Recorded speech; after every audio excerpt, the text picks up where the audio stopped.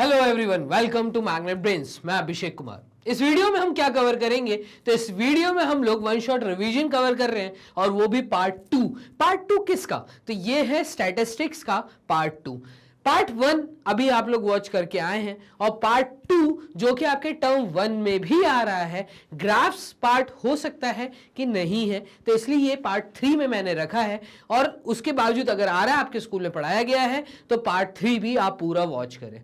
तो part two में मैंने मेजरमेंट विद सेंट्रल टेंडेंसी पूरा इस पार्ट को कवर किया है। कुछ इंपॉर्टेंट क्वेश्चंस हैं, कुछ ऐसे 5 से 10 एमसीक्यूज हैं जो इस वीडियो में आपको देखने को मिलेंगे। और मुझे ऐसा लगता है कि अगर स्कूल में 1 मार्क्स या 2 मार्क्स के क्वेश्चन आते हैं तो वह एमसीक्यूज या ट्रू एंड फॉल्स की तरफ से आ सकते हैं। तो कंप्लीट थ्योरी को वॉच करने के लिए, मतलब आप पढ़ चुके हैं, but then also one shot में क्या ऐसी बातें हैं जो याद रख के आपको स्कूल एग्जाम को अटेम्प्ट करना है, इस वीडियो में वो सबको मैंने कवर किया है। तो चलिए स्टार्ट करते हैं हम लोग पार्ट टू स्टैटिस्टिक्स का।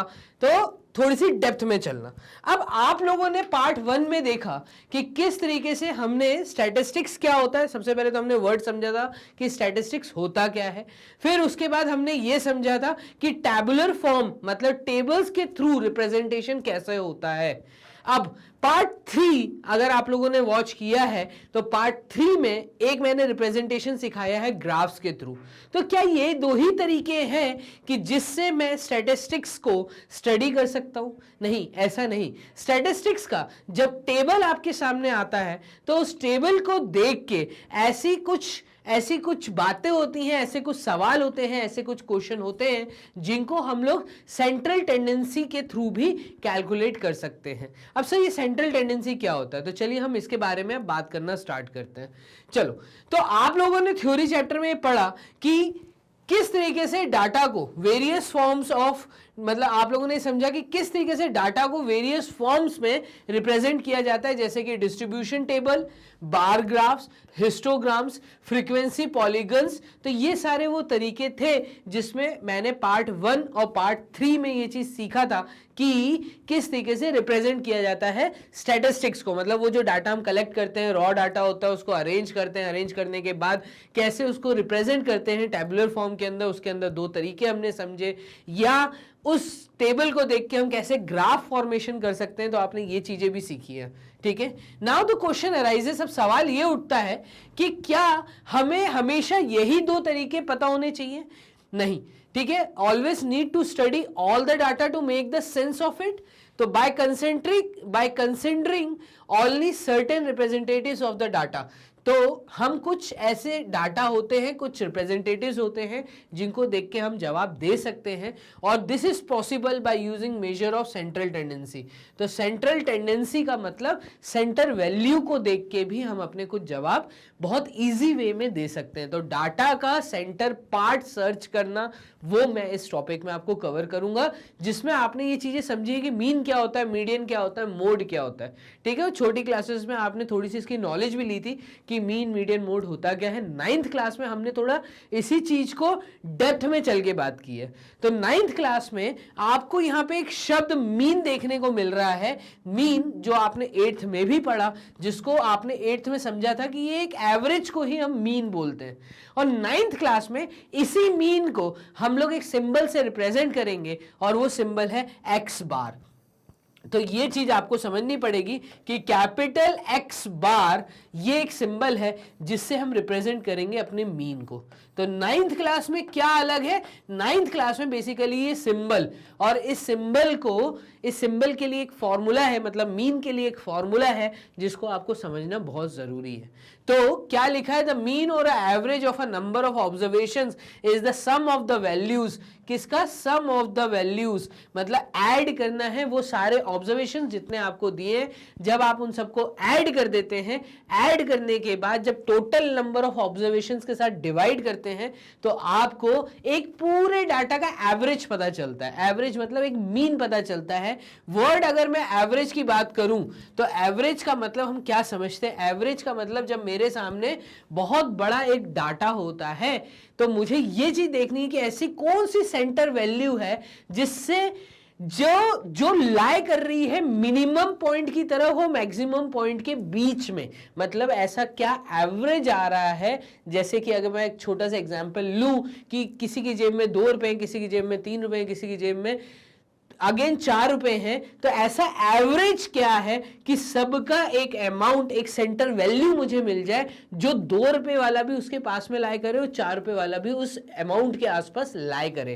तो एक सेंटर वैल्यू को सर्च करना जहां पे मिनिमम और मैक्सिमम दोनों उस वैल्यू के पास लाई करती हैं, उसी को हम एवरेज बोलते हैं। और 9th क्लास में इसी एवरेज को हम लोग बेसिकली वर्ड मीन से यूज करेंगे, और मीन के लिए हमने जो सिंबल दिया है वो है एक्स बार।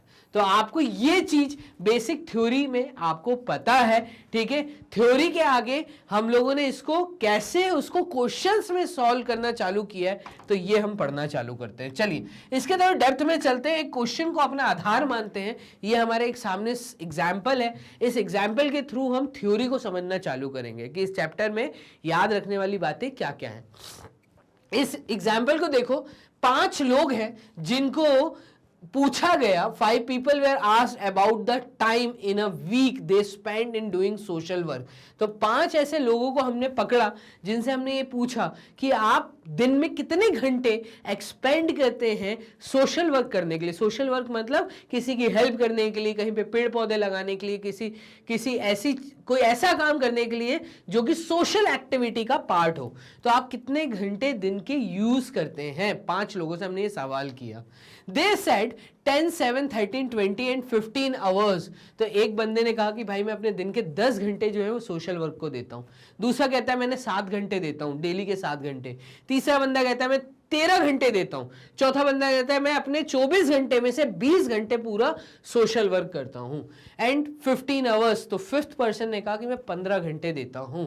ठीक है, फाइंड द मीन। अब आपको एक एवरेज निकालना है कि अगर ये 5 लोग मिलके अपना समय देंगे किसी एक एक्टिविटी के लिए, तो ऑन एन एवरेज हर बंदे का कितना घंटा काम हम निकाल सकते हैं। मतलब हर एक बंदा एक सिंपल ऐसी वैल्यू हमें निकालनी है कि जो बंदे इतने घंटे काम करते हैं अलग अलग पार्ट में, अगर इन सबको कोई एक एक्टिविटी दी जाए कि भैया आपको ये एक एक्टिविटी परफॉर्म करनी है, तो ऑन एन एवरेज ये पांचों के पांचों आदमी कितने घंटे, एक सिंपल वैल्यू, एक सेंटर वैल्यू हमें फाइंड करनी है कि वो सेम वैल्यू आनी चाहिए जो ये लोग सब काम कर पाए। तो सेम वैल्यू निकालने के लिए हम कैलकुलेट करते हैं मीन। तो find the mean time in a week devoted by them for social work. अब मीन कैसे निकालना है इस बात को समझना। जो इन पांचों बंदों का मुझे डाटा दिया, 10 घंटे, 7 घंटे, 13 घंटे, 20 घंटे, और एक बंदा कहता है मैंने 15 घंटे काम करता हूं जब मैं अकेला काम करता हूं। अलग अलग ये बंदे एक सोशल वर्क एक्टिविटी में काम करते हैं। अगर इन सब की एक्टिविटीज को मैं ऐड कर दूं और इन सबको मैं डिवाइड कर दूं किससे, 5 घंटे से, और सॉरी 5 नंबर ऑफ पर्सन कितने थे, 5 ऑब्जर्वेशन थी, तो 5 से मैंने डिवाइड कर दिया। आप देखेंगे 10 + 20 30, 40, 40 और 50 55, आप देखेंगे 55/5 आपका जवाब आएगा। इसका मतलब 11 निकल के आएगा। ये जो 11 निकल के आए, ये 11 घंटे निकल के आए हैं कि ऑन एन एवरेज अगर ये पांचों लोग काम करते हैं तो इनसे ऑन एन एवरेज मैं 11 घंटे काम करा सकता हूं पांचों लोगों से मिलके। ठीक है, तो मिलके ये एक एवरेज जो घंटे दे रहे हैं एक दिन के अंदर, वो दे रहे हैं 11 घंटे। तो इसी को हम कहते हैं एवरेज। और ये जो तरीका है जो हमने 8th क्लास में सीखा था मीन कैलकुलेट करने का, इसी को हम यहां पर अब 9th क्लास में सीखेंगे। इसी को हम कहते हैं x bar.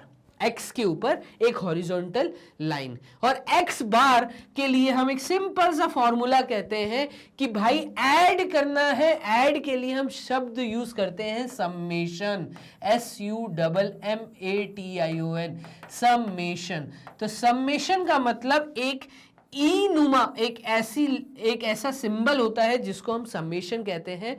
From first observation अगर मैं इसको कहूं ये मेरी पहली ऑब्जर्वेशन है, ये मेरी सेकंड ऑब्जर्वेशन है, ये मेरी थर्ड ऑब्जर्वेशन है, ये मेरी फोर्थ ऑब्जर्वेशन है, ये मेरी लास्ट ऑब्जर्वेशन है। तो from first observation to the last observation अगर मैं सारी ऑब्जर्वेशंस को ऐड कर दूं और इसको डिवाइड करूं कि टोटल नंबर ऑफ ऑब्जर्वेशंस कितनी थी, तो टोटल नंबर ऑफ ऑब्जर्वेशन कितनी थी, इसके लिए हम कहते हैं summation of all the observations multiplied with 1/n, या इसको कहने का तरीका होता है कि 1/n multiplied with summation of from initial observation to the last observation, last observation जो भी है nth ऑब्जर्वेशन जिसको मैं कहूंगा last observation of all the observation from the first observation. देखना xi क्या है, ये मेरी पहली ऑब्जर्वेशन फ्रॉम फर्स्ट ऑब्जर्वेशन, तो इसको मैं कहता हूं ये मेरी पहली ऑब्जर्वेशन मतलब फर्स्ट ऑब्जर्वेशन मतलब x1। इसको अगर मैं सेकेंड ऑब्जर्वेशन बोलूं, इसको अगर मैं थर्ड ऑब्जर्वेशन बोलूं, ऐसे चलती जाए, और इस चीज को अगर मैं लास्ट ऑब्जर्वेशन कह दूं तो from first observation to the last observation, या प्लस का साइन यहां दिखाने की जरूरत नहीं है, इसको हम first observation to the last observation कहते हैं। तो summation of all the observations 1/n multiplied with 1/n, ये जो मैंने 1/5 की है। तो इस फॉर्मूले को आपको ध्यान रखना है, अपने जहन में याद रखना है, एकदम रट लो। तो मैंने एक सिंपल सा सिंबल बताया है, ये होता है समेशन का सिंबल, दो हॉरिजॉन्टल लाइंस और इनके बीच में आप W देख लो या M देख लो, आप इसको M देख लो, M की नजर से देखो इधर, या इस नजर से देखेंगे तो एक तरह का W जिसको मैंने वर्टिकली खड़ा कर दिया। तो इस तरह का ये सिंबल हम लोग यूज करते हैं। यही इस चैप्टर में बेसिक चीज है, मीन समझना। क्लियर? तो इसको देखना, अब यहां पर जो मैं चीज दिखा रहा हूं आपको, ये चीज मैं ये दिखा रहा हूं कि एक छोटी चीज सिखाना चाह रहा हूं, दो फॉर्मूले यहां पे मैं आपको सिखाना चाह रहा हूं। तो मीन के दो फॉर्मूले होते हैं, वो दो फॉर्मूले अलग अलग टाइम पे यूज करना है, कब यूज करना है, कैसे यूज करना है, क्यों यूज करना है, वो इस सवाल के बाद आपको चीज समझ आएगी। तो अब बात को समझना कि मैंने आपको पार्ट 1 में ये चीज सिखाई है कि जैसे ही आप सवाल देखो, तो सवाल देखते ही जब आपके सामने ऑब्जर्वेशंस आती हैं तो आप देख पा रहे हैं कि ऑब्जर्वेशंस जो हैं वो अरेंज्ड फॉर्म में नहीं है। जब दी हुई ऑब्जर्वेशंस अरेंज्ड फॉर्म में नहीं होती तो इस केस में हम इसको कहते हैं रॉ डाटा, और जब आपको रॉ डाटा दिया होता है तो आपको उसको अरेंज करना होता है, और उसके लिए मैंने आपको एक टैबुलर फॉर्म सिखाया है। लेकिन इस सवाल में अगर आप ध्यान से देखो तो इस सवाल में आपको बोला है इन्होंने कि मीन कैलकुलेट करना है, find the mean of the marks obtained by 30 students of class 9th of a school out of 100। तो इस तरह का क्वेश्चन आपने पार्ट 1 में भी देखा था, बट वो टैबुलर फॉर्म से देखा था।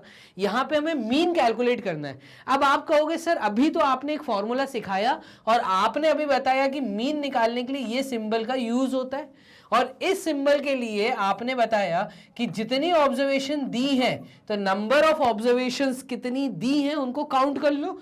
तो आपको काउंट करने की जरूरत नहीं है, यहाँ पे 30 स्टूडेंट्स आपको ऑलरेडी दिए हुए हैं, तो आपका आएगा 1/30, और सारे ऑब्जर्वेशंस का आपको सम करना है from first observation, from the initial observation to the last observation. तो nth ऑब्जर्वेशन तक सारे ऑब्जर्वेशंस को आपको क्या करना है, ऐड करना है। तो ये सारी ऑब्जर्वेशंस को अब हम ऐड करते हैं, सम करते हैं और 1/n कर देते हैं। तो सर क्या हम इतनी सारी ऑब्जर्वेशंस को ऐड करें? यस, ऐड करना पड़ेगा। अब ध्यान से देखना, ये जो ऑब्जर्वेशंस दिए हैं, रॉ डाटा दिया है, रॉ डाटा दिया है ना, तो रॉ डाटा का मीन निकालना है। इसका मतलब मैं कहूंगा मेरे x बार की वैल्यू कितनी आएगी, मेरे x बार की वैल्यू आएगी जब मैं 10 + 20 + 36 ऐसे सारी कहानी को लिखूंगा।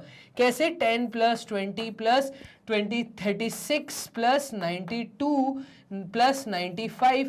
देखो इसमें क्या है, अरेंज करने की जरूरत नहीं है, ऐड करते जाओ सारी ऑब्जर्वेशंस को। क्या 30 ऑब्जर्वेशंस को सर मैं ऐड करूं? हाँ, ऐड करना पड़ेगा सारी observations up to 60 + 60 + last observation क्या दिए, लास्ट ऑब्जर्वेशन दिए 88, यहां तक आप सबको ऐड करिए। तो जब आप ऐड करेंगे आप देखेंगे कि यहां तक ऐड करने के बाद इसको आप डिवाइड बाय 30 कर देंगे तो आपके पास मीन निकल के आएगा। तो चलो क्या जल्दी जल्दी इसको ऐड करना स्टार्ट करें। चलो इसको ऐड करना स्टार्ट करते हैं और आप देखेंगे कैलकुलेशन करने में थोड़ा सा समय लग रहा है। ठीक है, देखना 10 + 20 इज 30, 30 + 30 इज 60, 66 हुआ यहां तक, 66 + 2 तो ये हुआ 68 और 68 इन चारों का हुआ। ठीक है, तो 68 + 90 अगर मैं करूंगा तो ये आएगा 8 और ये आएगा 158, तो इन चारों का ऐड हुआ 158। ठीक है, छोड़ देते हैं। इसके बाद देखना 90 + 40 होता है 130, तो ये हुआ 135। ठीक है, इन दोनों का फिर हुआ 50 + 50 100 और ये हुआ 100 + 60 160 166, तो इन तीनों का ऐड हुआ 166, ये भी 166 मैंने ऐड कर दिया। 70 + 40 तो ये हुआ आपका 110, 110 + 80 190 और 190 + 8 198, तो इन तीनों का ऐड हुआ 198। देखो ये ऐड करना है आपको कुल मिला के, तो मैं ऐड कर रहा हूं और कुछ नहीं कर रहा। ठीक है, 30 + 30 60 70 76 76 इन दोनों का add plus 30 will give you 106, 106 + 6 ये देगा आपको 112, तो इनका ऐड हुआ 112। ठीक है, 6 और 6 12, 12 का 2 कैरी 1, तो ये हुआ 5, 5 + 6 ये हुआ आपका 11, तो ये हो गया। ठीक है, 70 + 70 + 70 तो तीनों 70 मतलब 3 × 7 इज 21, तो ये हुआ 21 एंड 0, तो ये हुआ 21 एंड 2, 2 एक छूट गया था, ये मैंने ऐड कर दिया। 80 + 80 होता है 160, 168, तो ये 168 भी ऐड कर दिया। ठीक है, उसके बाद प्लस 92, 92 + 92, 90 + 90 कितना होता है, तो ये होता है 180 और 184, तो यहाँ पे एक 184 भी मैं ऐड कर देता हूँ। ठीक है, फिर 50 50 100 और प्लस 40 140, 140 + 50 190, 196, तो इन चारों का ऐड हुआ 196, ये देखो 196 कर दिया। ठीक है, 60 + 60 इज 120 और 120 + 60 इज 180, तो 3 × 6 इज 18 और 4 × 6 कर ले 24, 240 और प्लस 10 250, तो इन सब का ऐड हुआ 250, इन सब का ऐड। ठीक है, तो ये इजी ऐड करने का तरीका था जो मैंने यूज किया। अब हम क्या करेंगे, हम कुल मिला के अब इन सब को ऐड करेंगे। तो देखना 200 300 400 500 600 700 800 900 और 900 + 300, तो 900 + 300 ये ऐड होता है 1200। ठीक है, तो मैंने क्या किया, मैंने 100 सबको ऐड कर दिया। उसके बाद मैं क्या कर रहा हूं, मैं ऐड कर रहा हूं 50 + 30 80, 80 + 60, तो अब मैं क्या क्या ऐड कर रहा हूं, सबसे पहले हम यूनिट्स प्लेस को ऐड कर लेते हैं। देखना 6 और + 4 10, 10 और 8 18, 18 और 4 18 और 2 20, 20 और 2 22, 22 + 8 इज 30, 30 36, 36 और 4 40, 41 और 49, तो यूनिट प्लेस पे आया 9 और वो गया यहां पर 4। ठीक है, तो 4 + 5 होता है 9, 9 + 2 होता है 9 + 1 होता है 10, 10 + 2 होता है 12, 12 + 6 18, 18 + 1 इज 18 + 2 इज, तो 18 + 2 इज 20, 27 28 29 30 35 35 और 35 और 8, तो 35 + 5 कितना होता है, ये होता है 40 और 43 43 + 7 इज 50 और 52 + 5 इज 57, तो ये 7 और 5 ऊपर गया कैरी में, तो इसको ऐड कर दीजिए, ये आ जाएगा 9, ये आ जाएगा 7, ये आ जाएगा 7, ये आ जाएगा 1। तो ऐड करने में आपको देखा आपने कि थोड़ी मेहनत लग रही है, क्या इस मेहनत से बचने का और कोई तरीका है? तो यस, इस मेहनत से बचने का एक तरीका और है। ये जो मैंने अभी क्लियर किया, ये सब मैंने जो फॉर्मूला आपको दिया है, ये फॉर्मूला मैंने आपको तब के लिए दिया है जब अनग्रुप्ड डाटा हो। किस तरह का डाटा हो? अरेंज्ड फॉर्म में डाटा ना हो। जब डाटा रॉ डाटा होता है तो रॉ डाटा के लिए आप इस तरह का फॉर्मूला यूज कर सकते हैं, लेकिन जब डाटा रॉ ना होते हुए अरेंज हो जाए, ठीक है, जब ग्रुप्ड डाटा दिया हो, तब क्या करना है?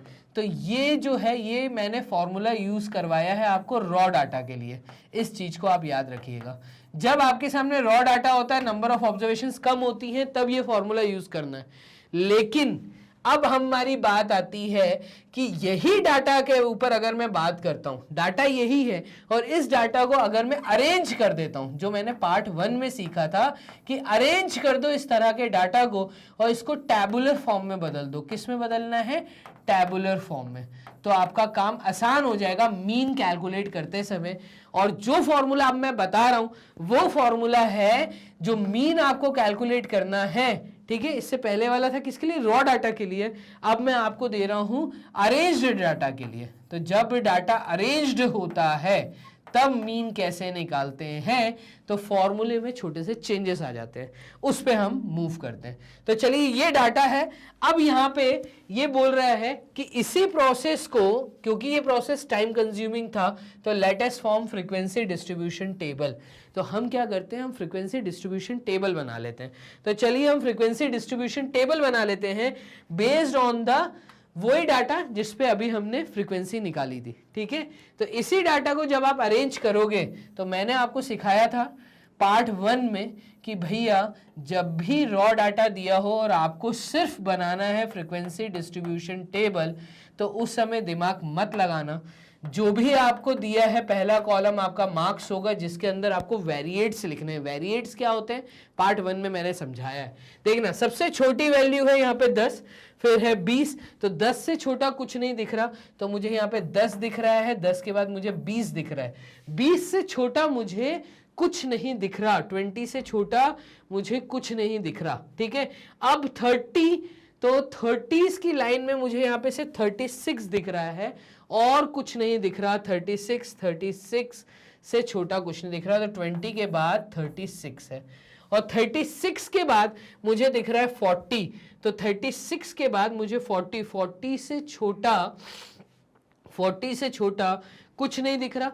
तो ये आ गया हमारा 40। तो ये मैं वेरिएट्स लिख रहा हूं, ठीक है। ये आपने पार्ट 1 में पढ़ा हुआ है। 10, 20, 36, 40 तक आ गए। 40 के बाद मुझे दिख रहा है 50। तो 40 की लाइन में और कुछ नहीं दिख रहा, 50 से छोटा कुछ नहीं दिख रहा।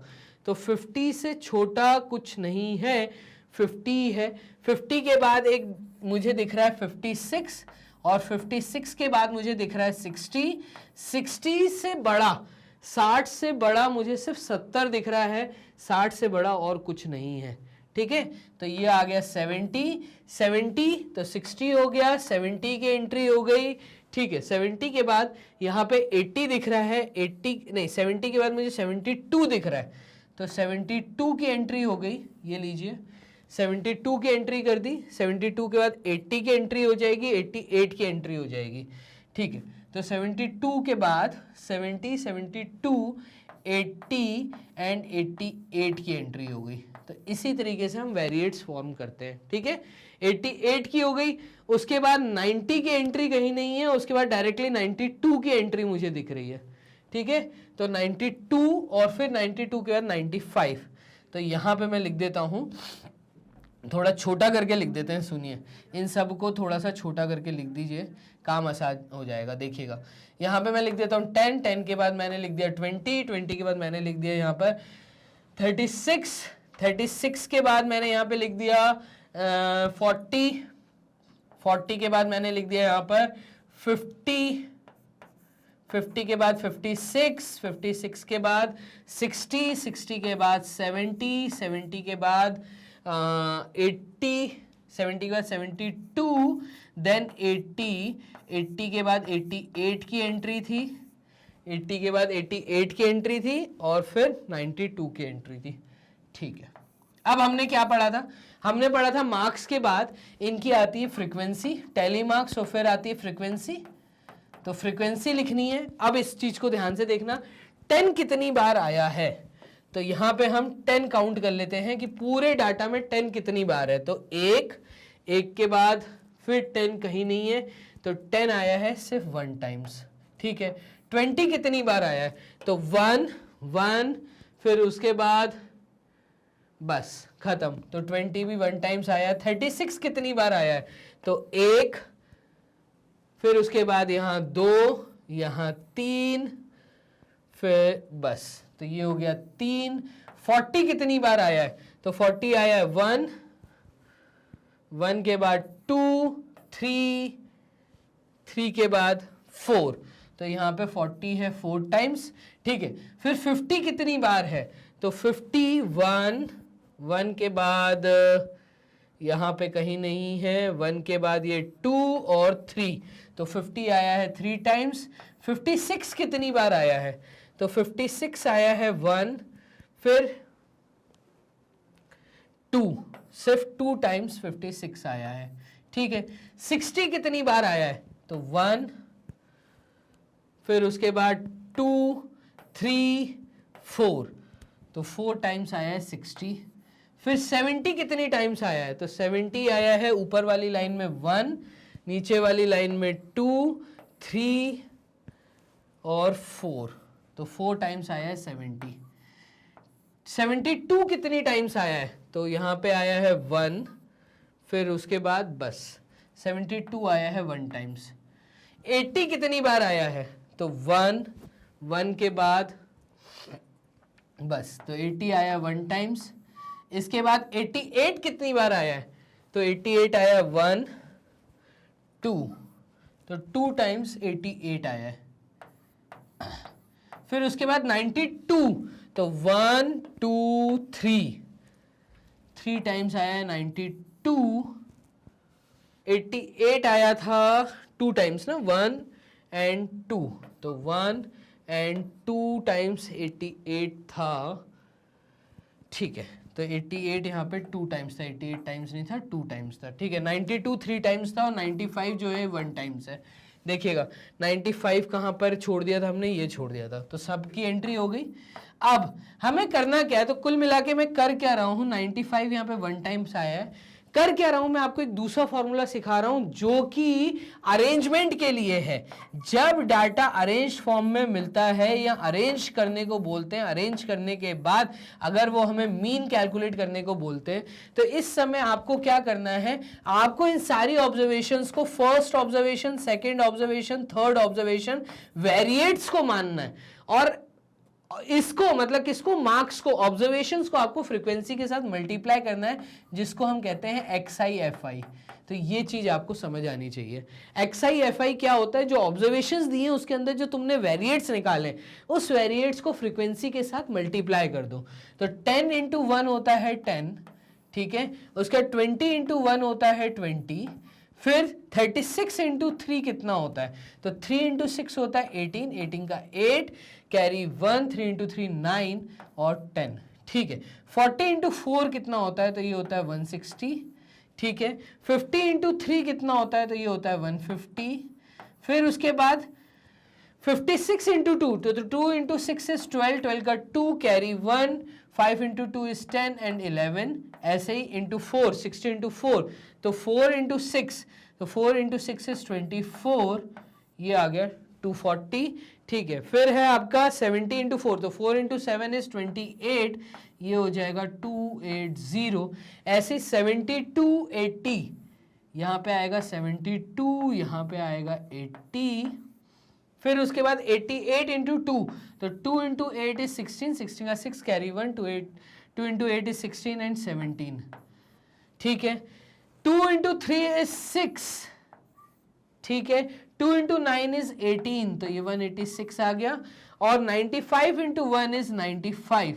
अब क्या करना है?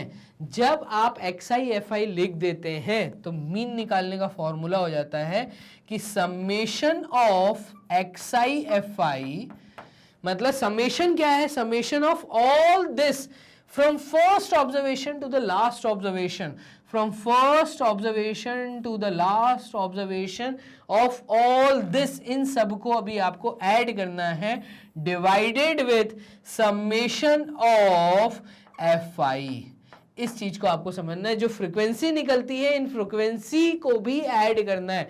तो summation of frequency from the first observation to the last observation, इस तरीके से हम लोग बोलते हैं। From the first observation to the last observation, sum of all the FIs and sum of all the XI/FIs, इन सब का सम करके हम जब इस फॉर्मूले में सब्सटीट्यूट करेंगे तो हमें मिलता है अरेंज्ड डाटा के लिए मीन। तो दो तरह के फॉर्मूले आपने यहां पे देखे मीन कैलकुलेट करने के, और दोनों में ज्यादा अंतर नहीं है। बड़ा सिंपल सी बात को समझना पड़ेगा, अगर रॉ डाटा का मीन निकालने को बोला है तो सारे ऑब्जर्वेशंस को ऐड करके डिवाइड कर दो, नंबर ऑफ ऑब्जर्वेशंस कितनी है। लेकिन अगर बोला है डाटा को पहले अरेंज करिए, अरेंज करने के बाद मीन निकालिए, मतलब टेबल बनाइए, टेबल के बाद मीन निकालिए, तो ज्यादा मार्क्स का क्वेश्चन आता है यहां से। तो यहां पे आपको फॉर्मूला समझना पड़ेगा। मीन मतलब वही एवरेज कैलकुलेट करना है, बट फॉर्मूले में छोटा सा चेंजेस आ जाता है। क्या चेंजेस आया है कि आपने एक्सआई एफआई पहले निकाला, ठीक है, अभी तक आपने पार्ट 1 में समझा था फ्रीक्वेंसी कैलकुलेट करना। यहां पार्ट 2 में आप सीख रहे हो कि आपको एक कॉलम और बनाना है, आपको एक फोर्थ कॉलम और बनाना है। तो यहां पे एक मैंने सेकंड कॉलम छोड़ दिया है जो कि टैली मार्क्स का था, फोर्थ कॉलम और बनाना है जिसमें आपको मार्क्स और फ्रीक्वेंसी को मल्टीप्लाई करके लिखना है और उन सबको ऐड करके इसके नीचे लिखना है। ऐसे सम ऑफ द फ्रीक्वेंसी ऐड करके यहां लिखना है और इन दोनों को डिवाइड करना है, तो वो मीन निकल आएगा। क्लियर है? तो यही चीज मैं यहाँ पे समझाना और सिखाना चाह रहा हूं। बोर्ड करते हैं clear. The above process is a time consuming, इसलिए हमने फ्रीक्वेंसी डिस्ट्रीब्यूशन टेबल बनाया और आपको एक नए फॉर्मूले से इंट्रोड्यूस कराया है। क्लियर है यहाँ तक? तो वो नए फॉर्मूला अब मैं लिख देता हूँ यहाँ पे। तो दो फॉर्मूले अब आपने देख लिए मीन कैलकुलेट करने के, एक ये और दूसरा ये, अपनी कॉपी में नोट कर लो।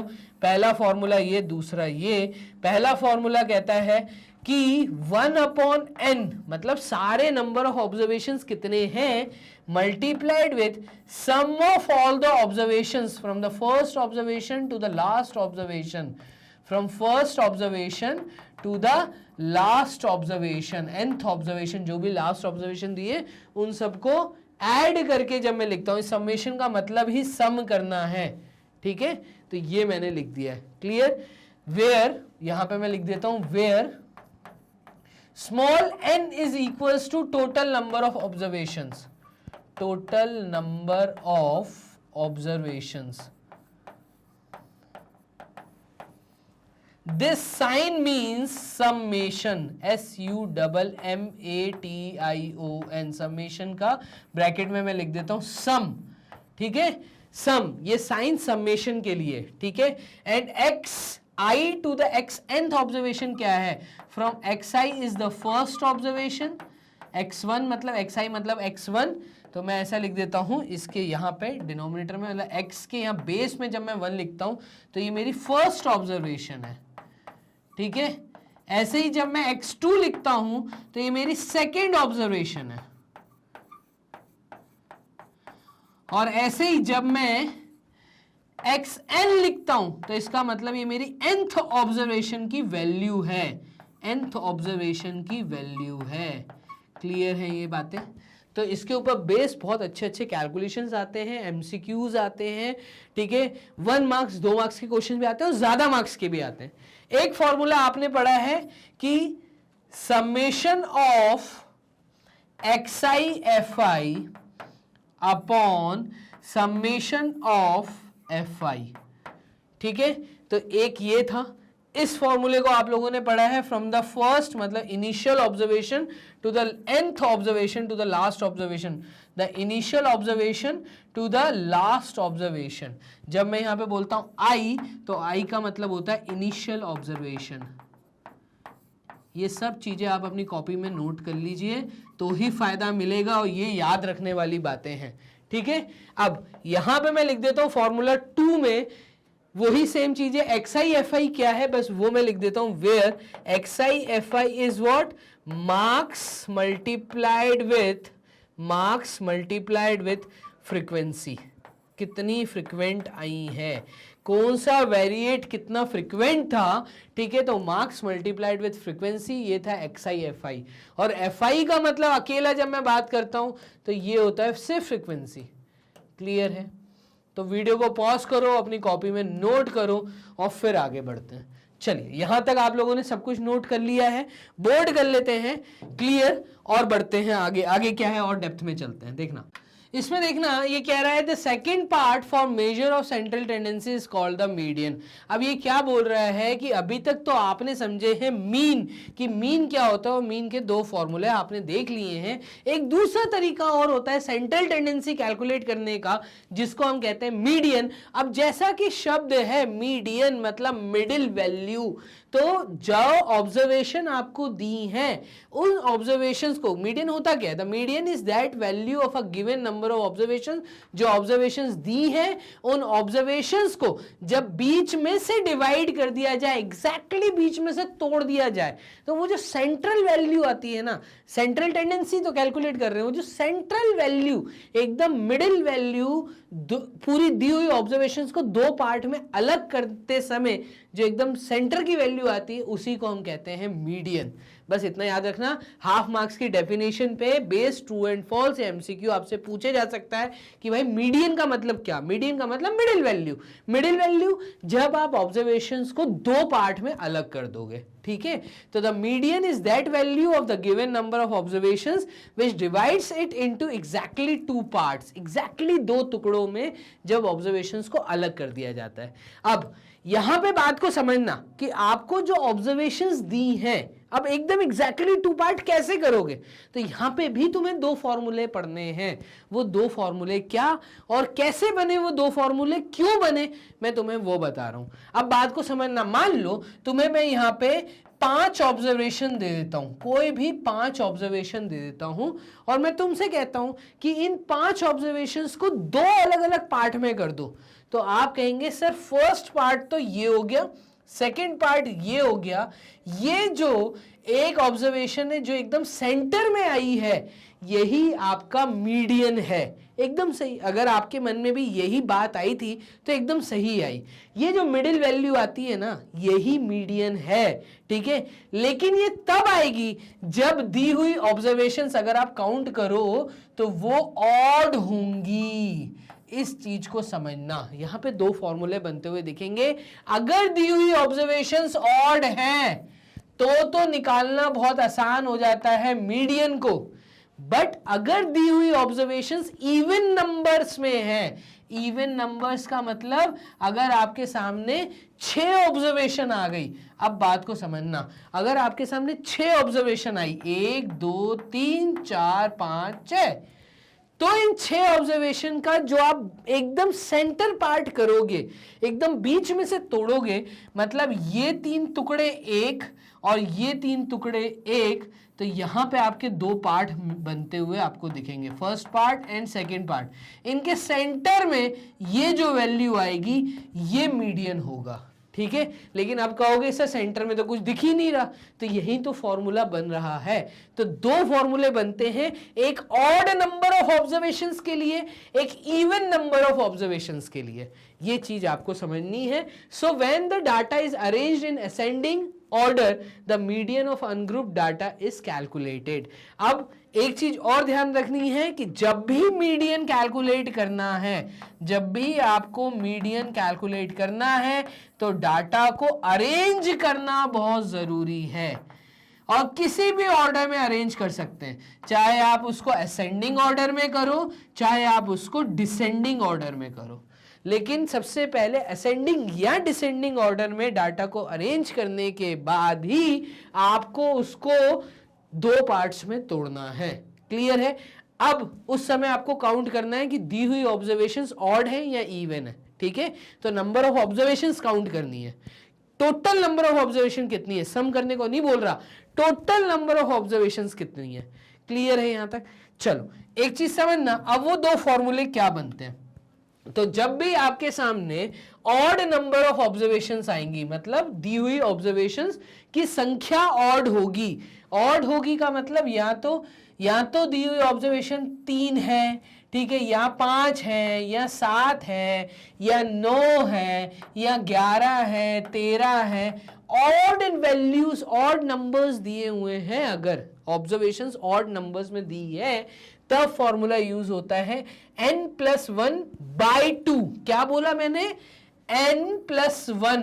कहानी है n+1, न्यूमरेटर में होगा n+1, डिनोमिनेटर में कंप्लीट होगा सिर्फ 2। तो n+1/2 इस तरीके से फॉर्मूले को आपको लिखना है। अब मान लो तुम्हें दी हुई ऑब्जर्वेशंस 5 है, तो 5+1/2 मतलब 6/2 मतलब 3 आएगा। तो 3 जवाब नहीं है, 3 क्या है? 3 है आपकी वो थर्ड वैल्यू। ये जो आप देख रहे हो ना, यहां पे लिखा हुआ TH, वैल्यू। तो बोलने का तरीका क्या है? n+1/2 observation. ठीक है, इसका कहने का मतलब है कि ये जो ऑब्जर्वेशन आया, तो आपको जैसे ऑब्जर्वेशंस दिए, मान लो आपको ऑब्जर्वेशंस दिए 2, 3, 4, 5, 6, 5 ऑब्जर्वेशन दिए। मिडिल वैल्यू क्या है? तो अभी तो आप देखते ही बोलोगे सर 4 है, लेकिन अगर फॉर्मूले से कैलकुलेट करूंगा मैं, तो फॉर्मूले से बात देखना, अभी अरेंज्ड है, बढ़ते हुए क्रम में है, टोटल 5 ऑब्जर्वेशन है, तो मैं इस फॉर्मूले में लिखूंगा 5+1। मैं क्या लिखूंगा? 5+1/2। तो ये हो जाएगा 6/2, और 6/2 का मतलब है ये आ जाएगा थर्ड ऑब्जर्वेशन। क्या आएगा? Third observation. तो शुरुआत से तुम्हें तीसरी पोजीशन तक आना है, फर्स्ट, सेकंड, थर्ड, और थर्ड ऑब्जर्वेशन क्या है? वो है 4। तो मेरा जवाब होगा 4, ठीक है, ना कि 3। तो यहां पे ज्यादातर बच्चे कंफ्यूज रहते हैं कि फॉर्मूले का यूज कैसे करना है। अभी क्लियर है? दी हुई ऑब्जर्वेशंस अगर ऑड है तो बोलने का तरीका क्या? n+1/2 observation. ये जो TH है, ये पावर में TH लिखा है, मतलब वो ऑब्जर्वेशन जो तुमने अरेंज की है उसकी पोजीशन क्या है, तो उसकी पोजीशन तक तुम्हें आना है। क्लियर है यहां तक? चलो आगे समझना। अगर दी हुई ऑब्जर्वेशंस इवन है, यहां पे क्या कहानी थी? यहां पे था ऑड। अगर इवन है, मैं बोर्ड करता हूं क्लियर, मान लो इवन नंबर ऑफ ऑब्जर्वेशंस है, जैसे मैंने लिख दिया यहां पे 2, 3, 4, 5, 6 एंड 7। कितनी ऑब्जर्वेशन है? टोटल नंबर ऑफ ऑब्जर्वेशंस है 7। तो क्योंकि 7 ऑब्जर्वेशंस हैं, तो मैं यहां पे लिखूंगा, नहीं कितनी है? टोटल 6 ऑब्जर्वेशंस हैं, तो यहां पे मैं लिखूंगा 6, और 6 के आगे लिखूंगा ये एक इवन नंबर ऑफ ऑब्जर्वेशंस है। तो क्योंकि इवन है तो फॉर्मूला यूज होगा n/2 and the n/2+1 observation का एवरेज। बहुत अच्छा है ये फॉर्मूला। फॉर्मूला क्या है उसको अपनी कॉपी में नोट कर लो। फॉर्मूला है n/2 ऑब्जर्वेशन, ठीक है, एंड n/2+1 ऑब्जर्वेशन। ये जो TH लिखा है ना, ये ऑब्जर्वेशन। तो आपको n/2 देखना है क्या आ रहा है, आपको देखना है n/2+1 क्या आ रहा है। जब इनकी वैल्यू आ जाए तो उसका एवरेज निकालना है, ठीक है। When the number of observation n is even, यहां पे अंडरलाइन कर देता हूं, जब ये इवन नंबर ऑफ ऑब्जर्वेशंस होंगी, the median is the mean, the median is the mean of the n/2 and the n/2+1 observation. तो इनकी जो भी वैल्यू आई उसको डिवाइड बाय 2 करना है, ऐड करना है। ये जो एंड मैंने लिखा है यहां पे प्लस का साइन आ जाएगा। तो ज्यादातर बच्चे इस फॉर्मूले में भी कंफ्यूज रहते हैं। तो फाइनली आपने यहां पे भी 2 फॉर्मूले सीखे। कुछ क्वेश्चंस को उठाते हैं कि दोनों वैरायटी के क्वेश्चन, एक ऑड नंबर ऑफ ऑब्जर्वेशन से एक इवन नंबर ऑफ ऑब्जर्वेशन, इसको ध्यान देना। देखो मैं कर देता हूं बोर्ड क्लियर, और यहां पे अंतर क्या था दोनों फॉर्मूले पे, उस पर फिर से ध्यान दे लो एक बार। फॉर्मूले में ये अंतर था, ये था n+1 न्यूमरेटर में, और डिनोमिनेटर में 2 कॉमन 2, n+1 के नीचे 2। इस फॉर्मूले में क्या था? इस फॉर्मूले में था n/2 प्लस n/2+1। ये +1 अलग से है, तो यहां पे ब्रैकेट, यहां पे ब्रैकेट, ये पोजीशन निकालने का तरीका था, निकाल लिया, अपॉन 2 कर दिया। तो ये 2 फॉर्मूले आपने यहां देखे। क्वेश्चंस में लगाते हैं इन दोनों फॉर्मूले को, कैसे लगाना है तो ये आपको पता होना चाहिए। चलो आते हैं क्वेश्चन की तरफ। क्वेश्चन क्या है? द हाइट ऑफ 9 स्टूडेंट, कितने स्टूडेंट हैं? टोटल 9 बच्चे हैं। तो 9 बच्चे हैं, इसका मतलब मेरा जो टोटल नंबर ऑफ ऑब्जर्वेशन 9 दिया है, टोटल नंबर ऑफ ऑब्जर्वेशंस 9 दी है। तो 9 एक ऑड वैल्यू है या इवन वैल्यू है? आप कहेंगे सर ऑड वैल्यू है, एकदम सही, ये एक ऑड वैल्यू है। इस कारण अब यहाँ पे हमें क्या बोला है, क्वेश्चन पढ़ते हैं। तो हमें ऑब्जर्वेशंस दिए, वो 9 ऑब्जर्वेशन दिए, हाइट दी है सबकी किसमें, सेंटीमीटर में। Find the median of this data, इस डाटा का मीडियन निकालिए। तो मैं कैसे इस क्वेश्चन को सॉल्व करूंगा, मैं यहां लिखूंगा सॉल्यूशन। सॉल्यूशन के बाद जो ऑब्जर्वेशंस मुझे दिए, मुझे एक नजर उन पे मारनी है कि वो ऑब्जर्वेशंस अरेंज्ड है या नहीं। तो दी हुई ऑब्जर्वेशंस जो है उसको अरेंज करना है। तो मैं इसको बढ़ते क्रम या घटते क्रम में अरेंज करूंगा। तो घटते क्रम में चलो अरेंज करते हैं। घटते क्रम में मतलब सबसे छोटी वैल्यू आगे और सबसे बड़ी वैल्यू पीछे। तो सबसे छोटी वैल्यू 145 यहां तक दिख रही है, 145 से 144 यहां दिख रहा है। तो पहली ऑब्जर्वेशन हमारी आ गई 144, ठीक है, 144 हो गया। 144 से ऊपर मुझे 145 दिख रहा है, ये लिख दिया 145, ठीक है, ये टिक कर दिया। 145 के बाद 146, 147, 147 के बाद 148, 148 की भी एंट्री हो गई, 147 की भी एंट्री हो गई। 148 नहीं है, 149 है, ये 149 की एंट्री कर दी। फिर एंट्री है 150 की, ये 150 की एंट्री हो गई है। क्लियर? तो 150 तक हो गया। 150 के बाद 152, 155, तो 152, 155 ये दो एंट्रीज भी कर दी, 152, 155। उसके बाद है 160। तो ये मैंने 9 लोगों की एंट्री कर दी। कैसे की है? मैंने डाटा को अरेंज किया है। किस वे में अरेंज किया? असेंडिंग ऑर्डर में, ठीक है, बढ़ते हुए क्रम में, ठीक है, डिसेंडिंग में नहीं किया, बढ़ते हुए क्रम में मैंने अरेंज किया है। तो data is arranged in ascending order. Clear है? इन असेंडिंग ऑर्डर, ठीक है। उसके बाद ये मैंने अरेंज कर दिया। उसके बाद क्या करना है? उसके बाद आपको ये देखना है कि टोटल नंबर ऑफ ऑब्जर्वेशंस क्या दिए हैं। तो टोटल नंबर ऑफ ऑब्जर्वेशंस मतलब ब्रैकेट में मैं लिख रहा हूं n, मुझे दिया है 9। 1 2 3 4 5 6 7 8 9 ऑब्जर्वेशंस दी हैं। तो ये 9 ऑब्जर्वेशंस मैंने यहां लिख दी हैं, विच इज ऑड, ठीक है, ये ऑड है। तो इसके आगे भी मैं बिग ब्रैकेट में लिख देता हूं ऑड नंबर ऑफ ऑब्जर्वेशंस। अब क्या करना है? अब मुझे ऑड ऑब्जर्वेशंस के लिए फॉर्मूला पता है मीडियन कैलकुलेट करने के लिए। Therefore median of odd observations हमें पता है, फॉर्मूला है कितना? फॉर्मूला है n+1/2th ऑब्जर्वेशन लिखना है यहां पर, ठीक है। तो th ऑब्जर्वेशन ये मीडियन होगा। तो निकाल लेते हैं n+1/2 मतलब 9+1/2 बिग ब्रैकेट में आएगा, बाहर th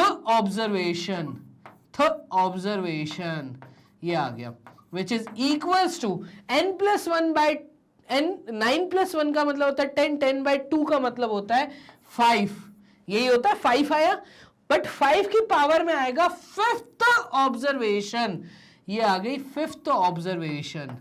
ये आपका जवाब आ गया, बट आंसर नहीं आया अभी। अब जो आपने डाटा अरेंज किया है उसमें 5th पोजीशन क्या है? 1 2 3 4 5, मेरा जवाब है 149। देखो इधर भी 4 है, इधर भी 4 ऑब्जर्वेशन है। मेरा आंसर है median of this data is what? 149 centimetre, क्योंकि सेंटीमीटर में दिया था। तो मेरा जवाब होगा, क्या होगा? Median is equals to 149 centimetre. Clear है? तो इस तरीके से आपको चीजों को सॉल्व करना है, ठीक है। 2 मार्क्स 3 मार्क्स का क्वेश्चन स्कूल एग्जाम में आ सकता है। ये मैंने करवाया ऑड के लिए, तो ये थी अभी कहानी ऑड के लिए। एक क्वेश्चन उठाते हैं इवन के लिए, बोर्ड कर लेते हैं क्लियर। और इवन के लिए एक एग्जांपल देखना। The point scored by a kabaddi team in a series of matches are as follows. अब आपको ये सारे दिए हुए हैं, आपसे कहा है मीडियन कैलकुलेट करो of the point scored by the team. आपको ये नहीं बताए हैं कितने मैचेस, मतलब कितने मैचेस हुए, बट हर मैच क्या दिया हुआ आपको? स्कोर दिया हुआ है, ठीक है, स्कोर दिया हुआ हर मैच का। तो सबसे पहला काम क्या करना है? सबसे पहला काम हमें चीज को, गिवन ऑब्जर्वेशन को अरेंज करना है। तो यहां पे देखिएगा, मैं लिख देता हूं सॉल्यूशन, और यहां पे मैं लिख देता हूं अरेंजमेंट। देखना सबसे छोटी वैल्यू 2 दिख रही है, 2 से नीचे कुछ नहीं है, तो ये 2 हो गया। 2 के बाद दिख रहा है मुझे 7, 7 और 5, 5 से नीचे कुछ और दिख रहा है, 5 से नीचे मुझे और कुछ नहीं दिख रहा, तो 5 फिर 7, तो 2 5 7, तो 2 5 7 की एंट्री हो गई है। ठीक है, अब 7 यहां पे दिख रहा है मुझे 2 बार, ठीक है, तो 2 दिख रहा था एक ही बार, 7 मुझे दिख रहे हैं 2 बार, तो मैं यहां 2 बार लिखूंगा। अरेंज करना है पूरे डाटा को। देखना एक बार 2, एक बार 5, 2 बार 7 हो गया। उसके बाद फिर मुझे दिख रहा है 8, 8 अगेन मुझे 2 बार दिख रहा है। ठीक है, ये 8 2 टाइम्स आ जाएगा, ये मैंने 8 लिख दिया। उसके बाद 9 नहीं है बट 10 है, और 10 अगेन मुझे 2 टाइम्स दिख रहा है, तो यहाँ पे 10 आ जाएगा, यहाँ पे 10 आ जाएगा। उसके बाद 10 है क्या कहीं पे? नहीं। 10 के बाद 11 नहीं है, 12 नहीं है, 13 नहीं है, 14 नहीं है, 15 है, तो 15 और 6, 15 एक ही बार है, तो 15, 15 के बाद 16 नहीं है, फिर 17 है, तो 17 पहले ही ऑब्जर्वेशन था, और उसके बाद 17 नहीं है, फिर है 18, यहाँ पे 17 के बाद आ जाएगा 18, ये आ गया 18। 19 नहीं है, 20 नहीं है, ठीक है, मेरे से 14 मिस हो गया है, तो यहाँ पे 15 और 14, तो यहाँ पे 10 के बाद 14 भी था, 15 भी था। ठीक है, तो एक 14 की एंट्री कर दी, 2, 5, 7, 7, 8, 8, 10, 10, 14, 15, 17 एंड 18 हो गया। 18 के बाद 19 नहीं है, 20 नहीं है, 24 है, 24 है, 27 है, तो 24 है, 27 है, ये आ गया 24, 27, तो 24, 27। उसके बाद है 28, तो ये आ गया आपका 28, और क्या है, और है आपका यहाँ पर 48, तो ये आ गया 48। क्लियर? चलिए, ये मैंने पूरा डाटा अरेंज कर दिया, मैं यहां लिख दूंगा data is arranged in ascending order.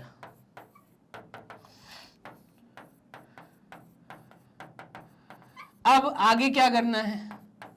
आगे इसके बाद आपको काउंट करना है कितने हैं, तो n की वैल्यू क्या है? 1 2 3 4 5 6 7 8 9 10 11 12 13 14 15 16, 16 है, और 16 के आगे ब्रैकेट में हम लिख देंगे ये एक इवन नंबर ऑफ ऑब्जर्वेशंस हैं। कितनी ऑब्जर्वेशंस दिए? जो भी दिए हैं वो ऑब्जर्वेशन 16 है, 16 एक इवन नंबर होता है, तो ये इवन हो गया। ठीक है, अब median for even number of observations, even number of observations, इस फॉर्मूले को मैं यहां लिख दूंगा। देखना फॉर्मूला क्या था, ये था n/2th observation plus n/2 plus 1th observation upon 2, यही था फॉर्मूला। ठीक है, अब आप यहां पे देखिएगा, इसके बाद n/2 मतलब 16/2 कितना होता है, तो ये हो जाएगा 16/2, ब्रैकेट में आएगा th प्लस, यहां पे आएगा 16/2 प्लस 1, तो ये आ जाएगा 16/2, उसके बाद plus 1 th observation divided by 2, यही आएगा। तो इसके बाद नेक्स्ट स्टेप आएगी 16/2 का मतलब 2 into 8 is 16, तो ये आ जाएगा 8th ऑब्जर्वेशन प्लस 16/2 का मतलब है 8, 8 प्लस 1 मतलब 9th ऑब्जर्वेशन। तो जो भी 8th ऑब्जर्वेशन की वैल्यू है, जो भी 9th ऑब्जर्वेशन की वैल्यू है, उनको ऐड करके डिवाइड बाय 2 कर दो। तो देखना आपकी जमी हुई डाटा के अंदर 8th और 9th ऑब्जर्वेशन की वैल्यू क्या है, 1 2 3 4 5 6 7 8, 8 और 9वां मतलब 10 एंड 14, तो ये आएगा 10 प्लस 14 डिवाइडेड बाय 2, और ये आ जाएगा आपका 24 डिवाइडेड बाय 2, जिसका मतलब 12 आएगा। तो मेरी मीडियन की वैल्यू आई है 12। मीडियन कितना आया इस इवन ऑब्जर्वेशंस का? ये आया 12, और 12 क्या था? ये थे score, the point scored by a kabaddi team in a series, find the median of the point scored. तो द पॉइंट स्कोर्ड मीडियन निकल के आया है 12। तो इस तरीके से इस क्वेश्चन को अटेम्प्ट करना था। अच्छा है, ज्यादा मार्क्स में तुम्हें देखने को मिल सकता है। क्लियर है? तो यहां तक आप लोगों ने दो चीजें समझ ली है। अब मीन क्या होता है, मीडियन क्या होता है। मीन के कुछ क्वेश्चंस देखे, मीडियन के कुछ क्वेश्चन देख रहे हैं। अब हम स्विच कर रहे हैं मोड पे। तो मोड शब्द का मतलब क्या है, ये सेंट्रल टेंडेंसी कैलकुलेट करने के लिए आपने थ्योरी में समझा है। तो चलिए चलते हैं आगे वाली स्लाइड पे, वो क्या बोलता है। ये बोल रहा है कि मोड का मतलब ये होता है, क्या होता है कि जब आप टेबल बना लेते हैं, टेबल बनाने के बाद जो आपका वो थर्ड कॉलम था ना, फ्रीक्वेंसी, बहुत इजी पार्ट है ये, 2 मार्क्स का क्वेश्चन आता है, यहां से ज्यादा मुश्किल नहीं आएगा। ठीक है, क्या है वो, जब टेबल बनाने के बाद जो पार्ट 1 में आपने टैबुलेशन फॉर्म सीखा है, तो आपको कहेंगे फ्रीक्वेंसी डिस्ट्रीब्यूशन टेबल बनाओ। अब वो जो थर्ड कॉलम होगा फ्रीक्वेंसी, तो आपने 3 कॉलम्स आपको याद आ रहे हैं, आपने 3 कॉलम्स बनाने सीखे थे। पहले कॉलम में था आपका मार्क्स, मार्क्स के बाद था टेलीमार्क्स, टेलीमार्क्स के बाद यहां फ्रीक्वेंसी। इस फ्रीक्वेंसी के अंदर जो सबसे हाईएस्ट वैल्यू होगी ना, उस पूरी हाईएस्ट वैल्यू को आप इस तरीके से अंडरलाइन कर देना। ठीक है, इस फ्रीक्वेंसी के अंदर जो सबसे बड़ी वैल्यू है, मतलब वो ऑब्जर्वेशन जिसकी फ्रीक्वेंसी ज्यादा है, जो बार बार फ्रीक्वेंटली अकर हो रही है, वो जवाब है। मतलब ये आंसर आएगा, मेन आपका आंसर ये वाला होगा, ना कि ये। ज्यादातर बच्चे जब मोड कैलकुलेट करने को बोलते हैं तो यहां पे जो सबसे बड़ी वैल्यू होती है उसको जवाब बोल देते हैं। नहीं, उस बड़ी वाली वैल्यू के सामने वाली जो ऑब्जर्वेशन है, ठीक है, वो छोटी भी हो सकती है, बड़ी भी हो सकती है, तो उसके सामने जो ऑब्जर्वेशन है, जो मार्क्स इस पहले कॉलम में लिखे हैं, वो आपका जवाब होता है। इस चीज को आपको याद रखना है। इस पे बेस्ड 2 क्वेश्चन हम कर लेते हैं, 1 से 2 क्वेश्चन करते हैं। इसको देखना क्या लिखा है यहाँ पे, the mode is that value of the observation which occurs most frequently, जो सबसे ज्यादा अकर हुई है, जो ऑब्जर्वेशन सबसे ज्यादा बार आ रही है, that is an observation with the maximum frequency is called the mode.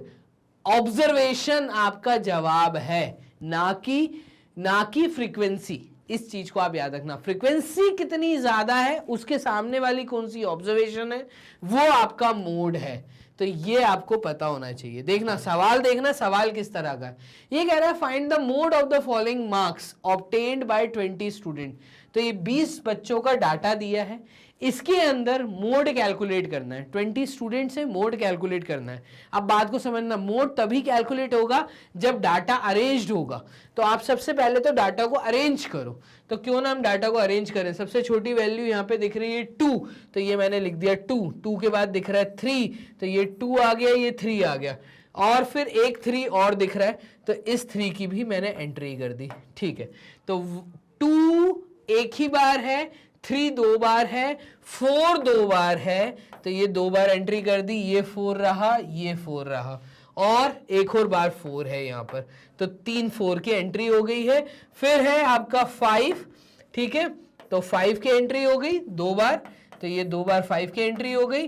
फिर है 6, तो 6 की एंट्री हो गई, यहाँ पे दूसरी बार, तो ये दूसरी बार, नीचे तीसरी बार, तो ये तीसरी बार, तो यहाँ पे 6 की एंट्री हो गई है। उसके बाद 7 3 बार है, तो 7 7 7 कहाँ है, 1 2 3, और कहीं 7 है नहीं, 8 है, 8 कहीं नहीं है। फिर है 9 9 है, 1 2 3 4, तो 9 है कितने, 4 टाइम्स, तो ये हो गया 9। ठीक है, देखना 1 2 3 और यहाँ 4, अब क्या बच रहा है 10, 10 की एंट्री 2 बार, तो ये 10 की एंट्री 2 बार। अब आपको देखो, आपको क्या बोला गया है, जब डाटा इतना सिंपल होता है ना, तो आप ऐसे ही अरेंज कर लो, या फिर आपको बनाना है टेबल।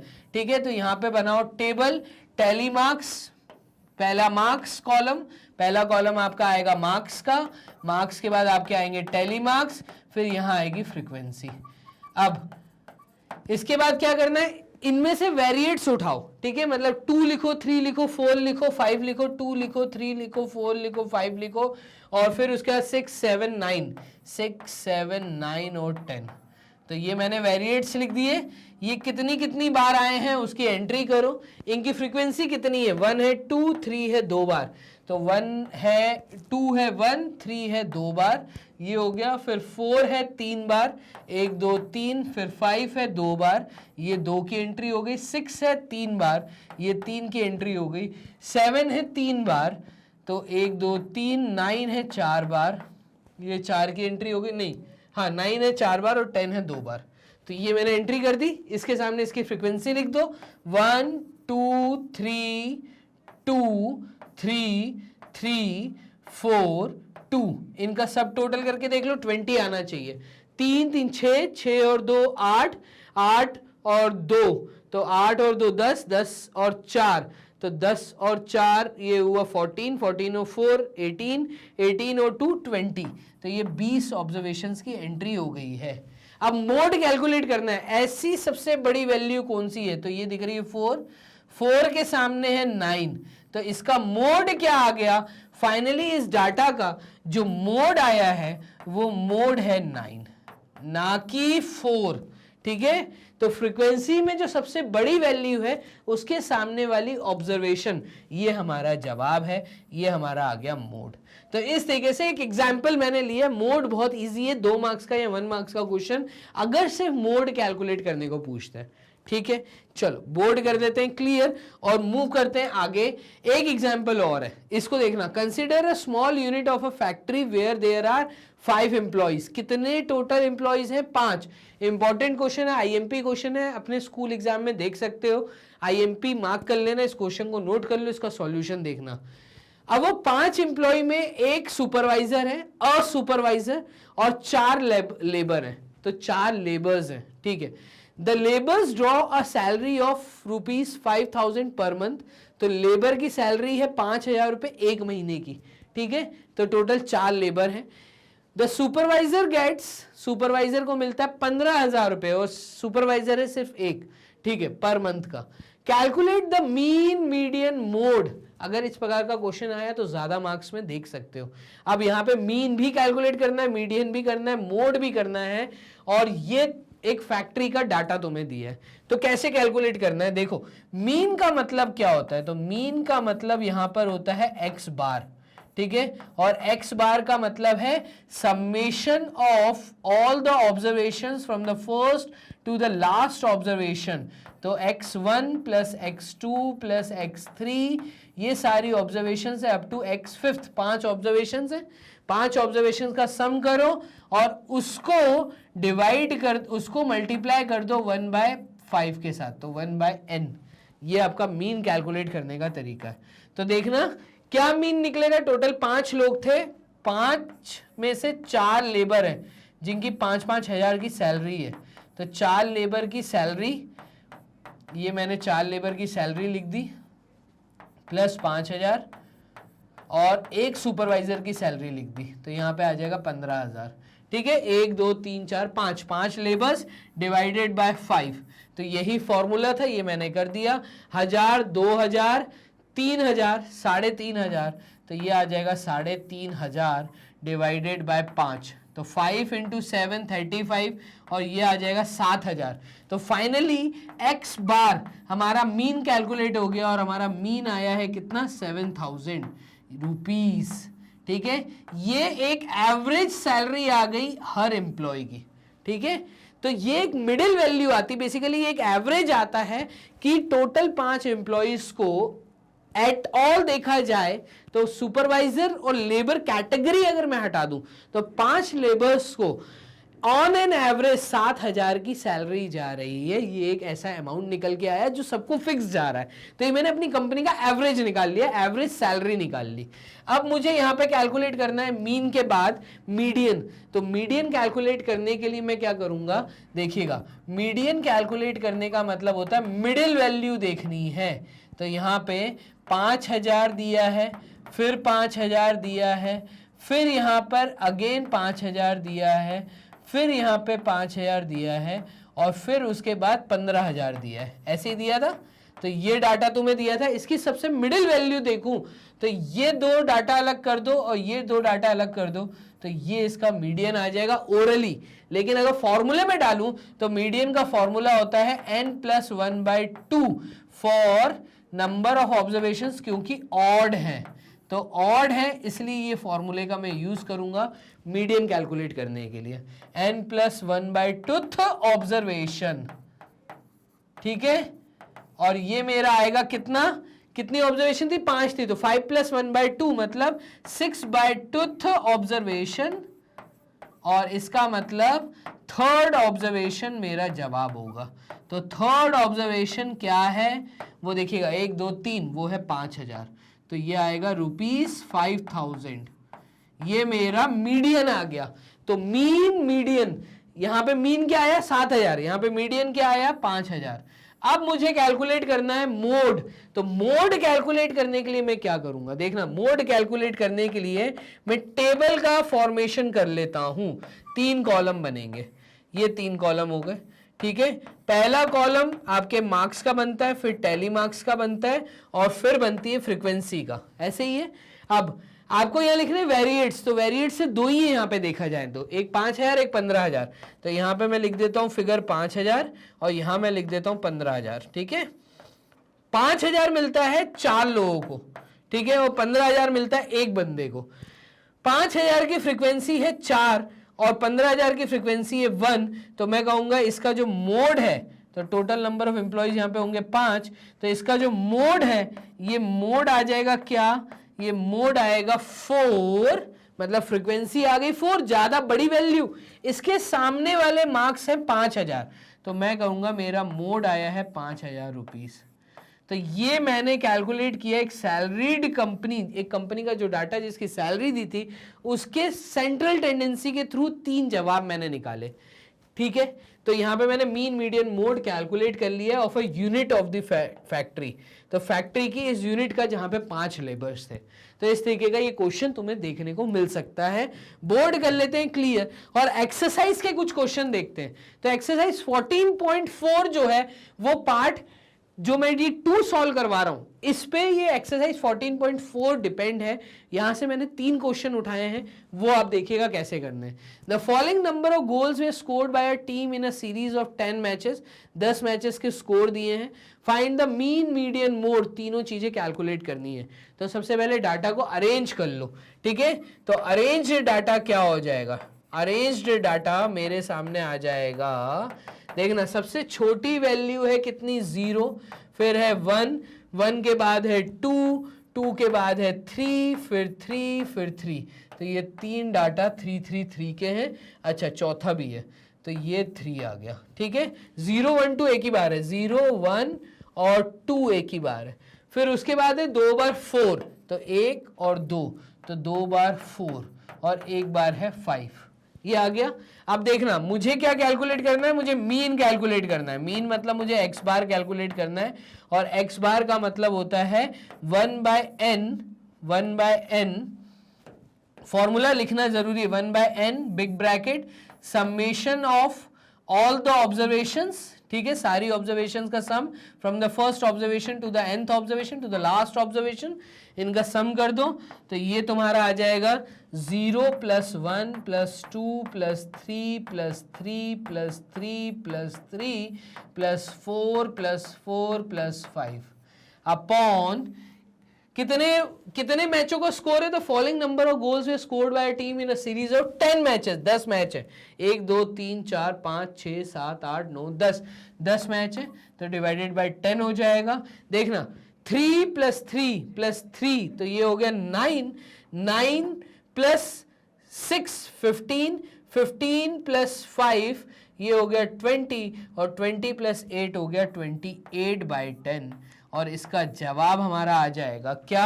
तो फाइनली मीन मतलब एक्स बार की वैल्यू आई है 2.8, तो ये मेरा मीन आ गया।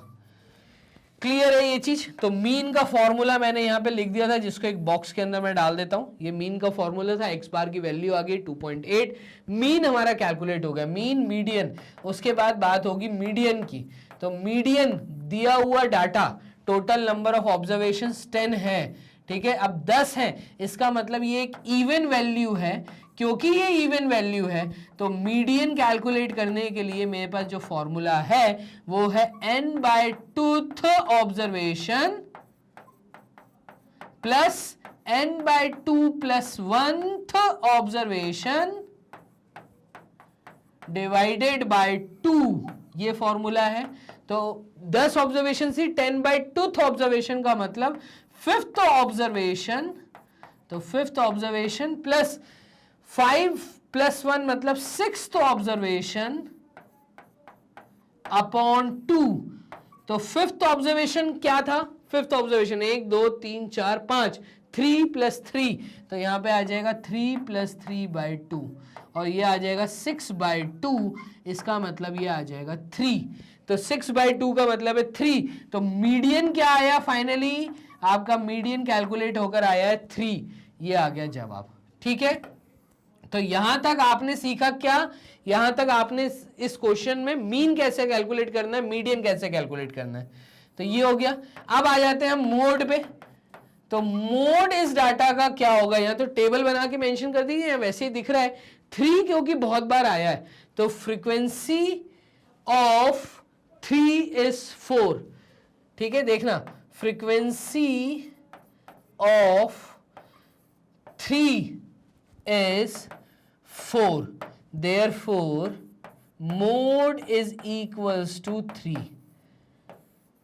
तो मोड क्या होगा? 3, क्योंकि जो 3 वाली ऑब्जर्वेशंस थी, ये जो वेरिएट था, ठीक है, ये 4 बार आया है, तो इसकी फ्रीक्वेंसी ज्यादा थी, इसलिए यही मेरा जवाब है कि मोड 3 है।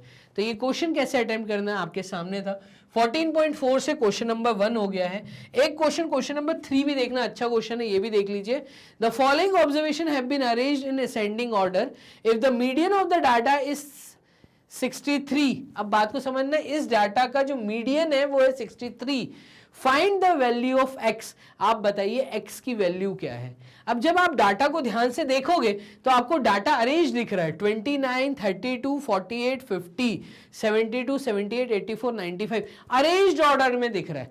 तो ये अरेंज्ड है। कितने ऑब्जर्वेशंस हैं देखिएगा, 1 2 3 4 5 6 7 8 9 10, टोटल 10 ऑब्जर्वेशंस हैं यहां पर। तो इसका मीडियन गिवन है।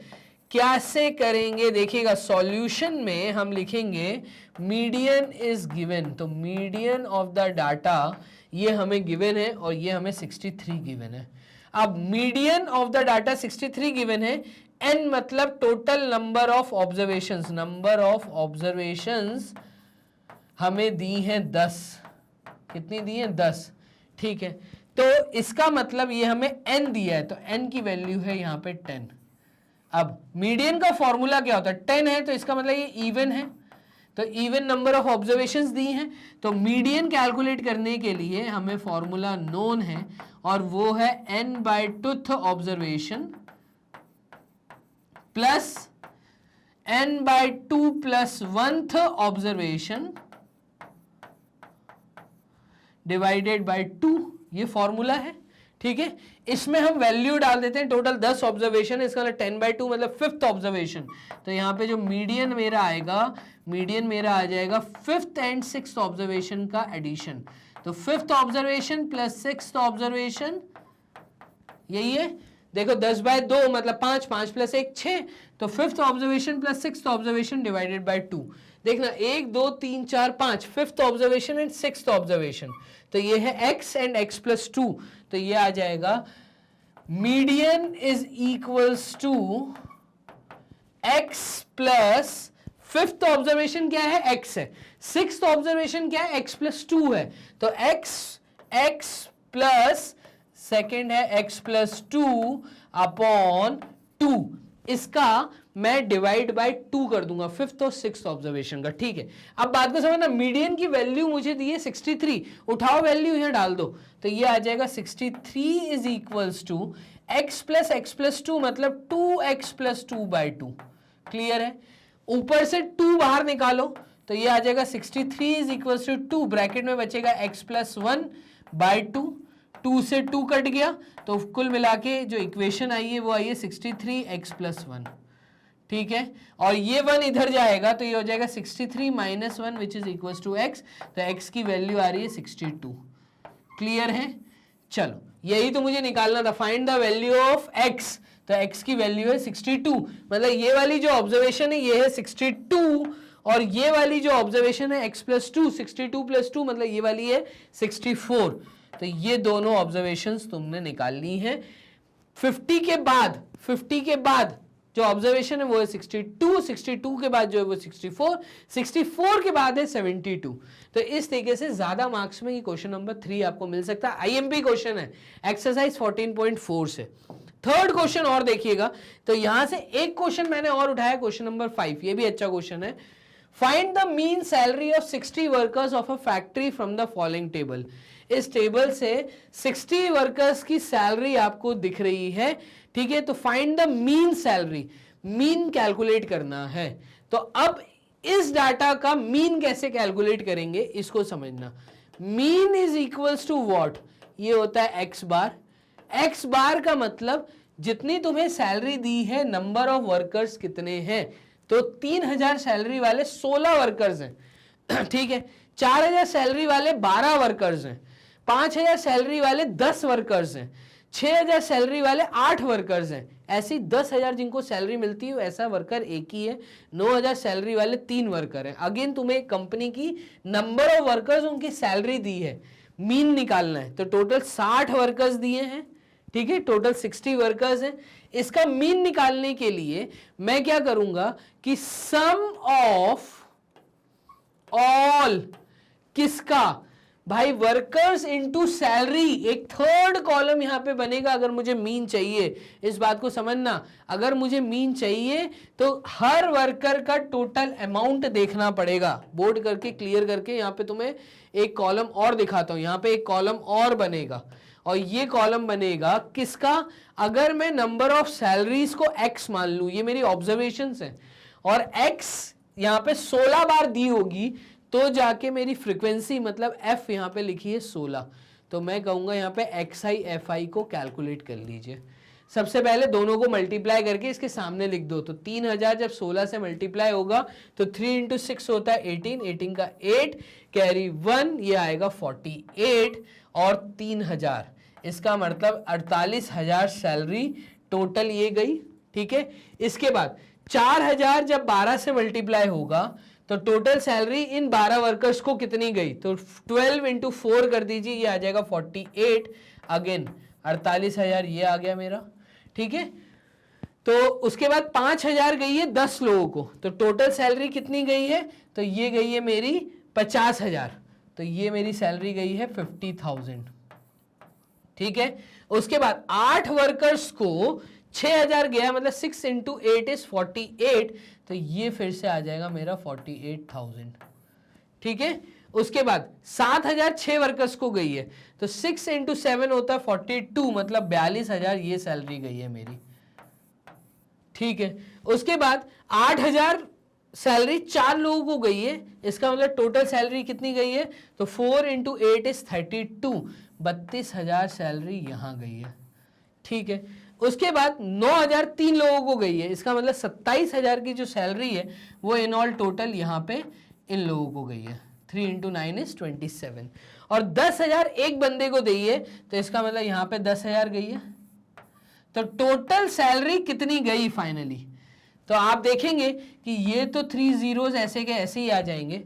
यहाँ पे 8 8 16, 16 और 2 तो 18, 18 और 2 20, 20 और 8 28, 28 और 2 30 और 35, तो ये आ जाएगा 5, 3 ऊपर कैरी में, तो 3 4 4 8, 8 + 2 जो 3 ऊपर कैरी में था, तो 8 + 2 इज 10, 11, 11 + 5 इज 26, 26 और 26 और 4 30, 30, 34, 34 के बाद फिर 4 38, 39, 40, तो यहां पे आ जाएगा 4,05,000 की टोटल सैलरी बटी है। अब मुझे क्या कैलकुलेट करना है, मुझे मीन कैलकुलेट करना है। तो टोटल सैलरी मतलब summation of xi fi upon summation of frequencies.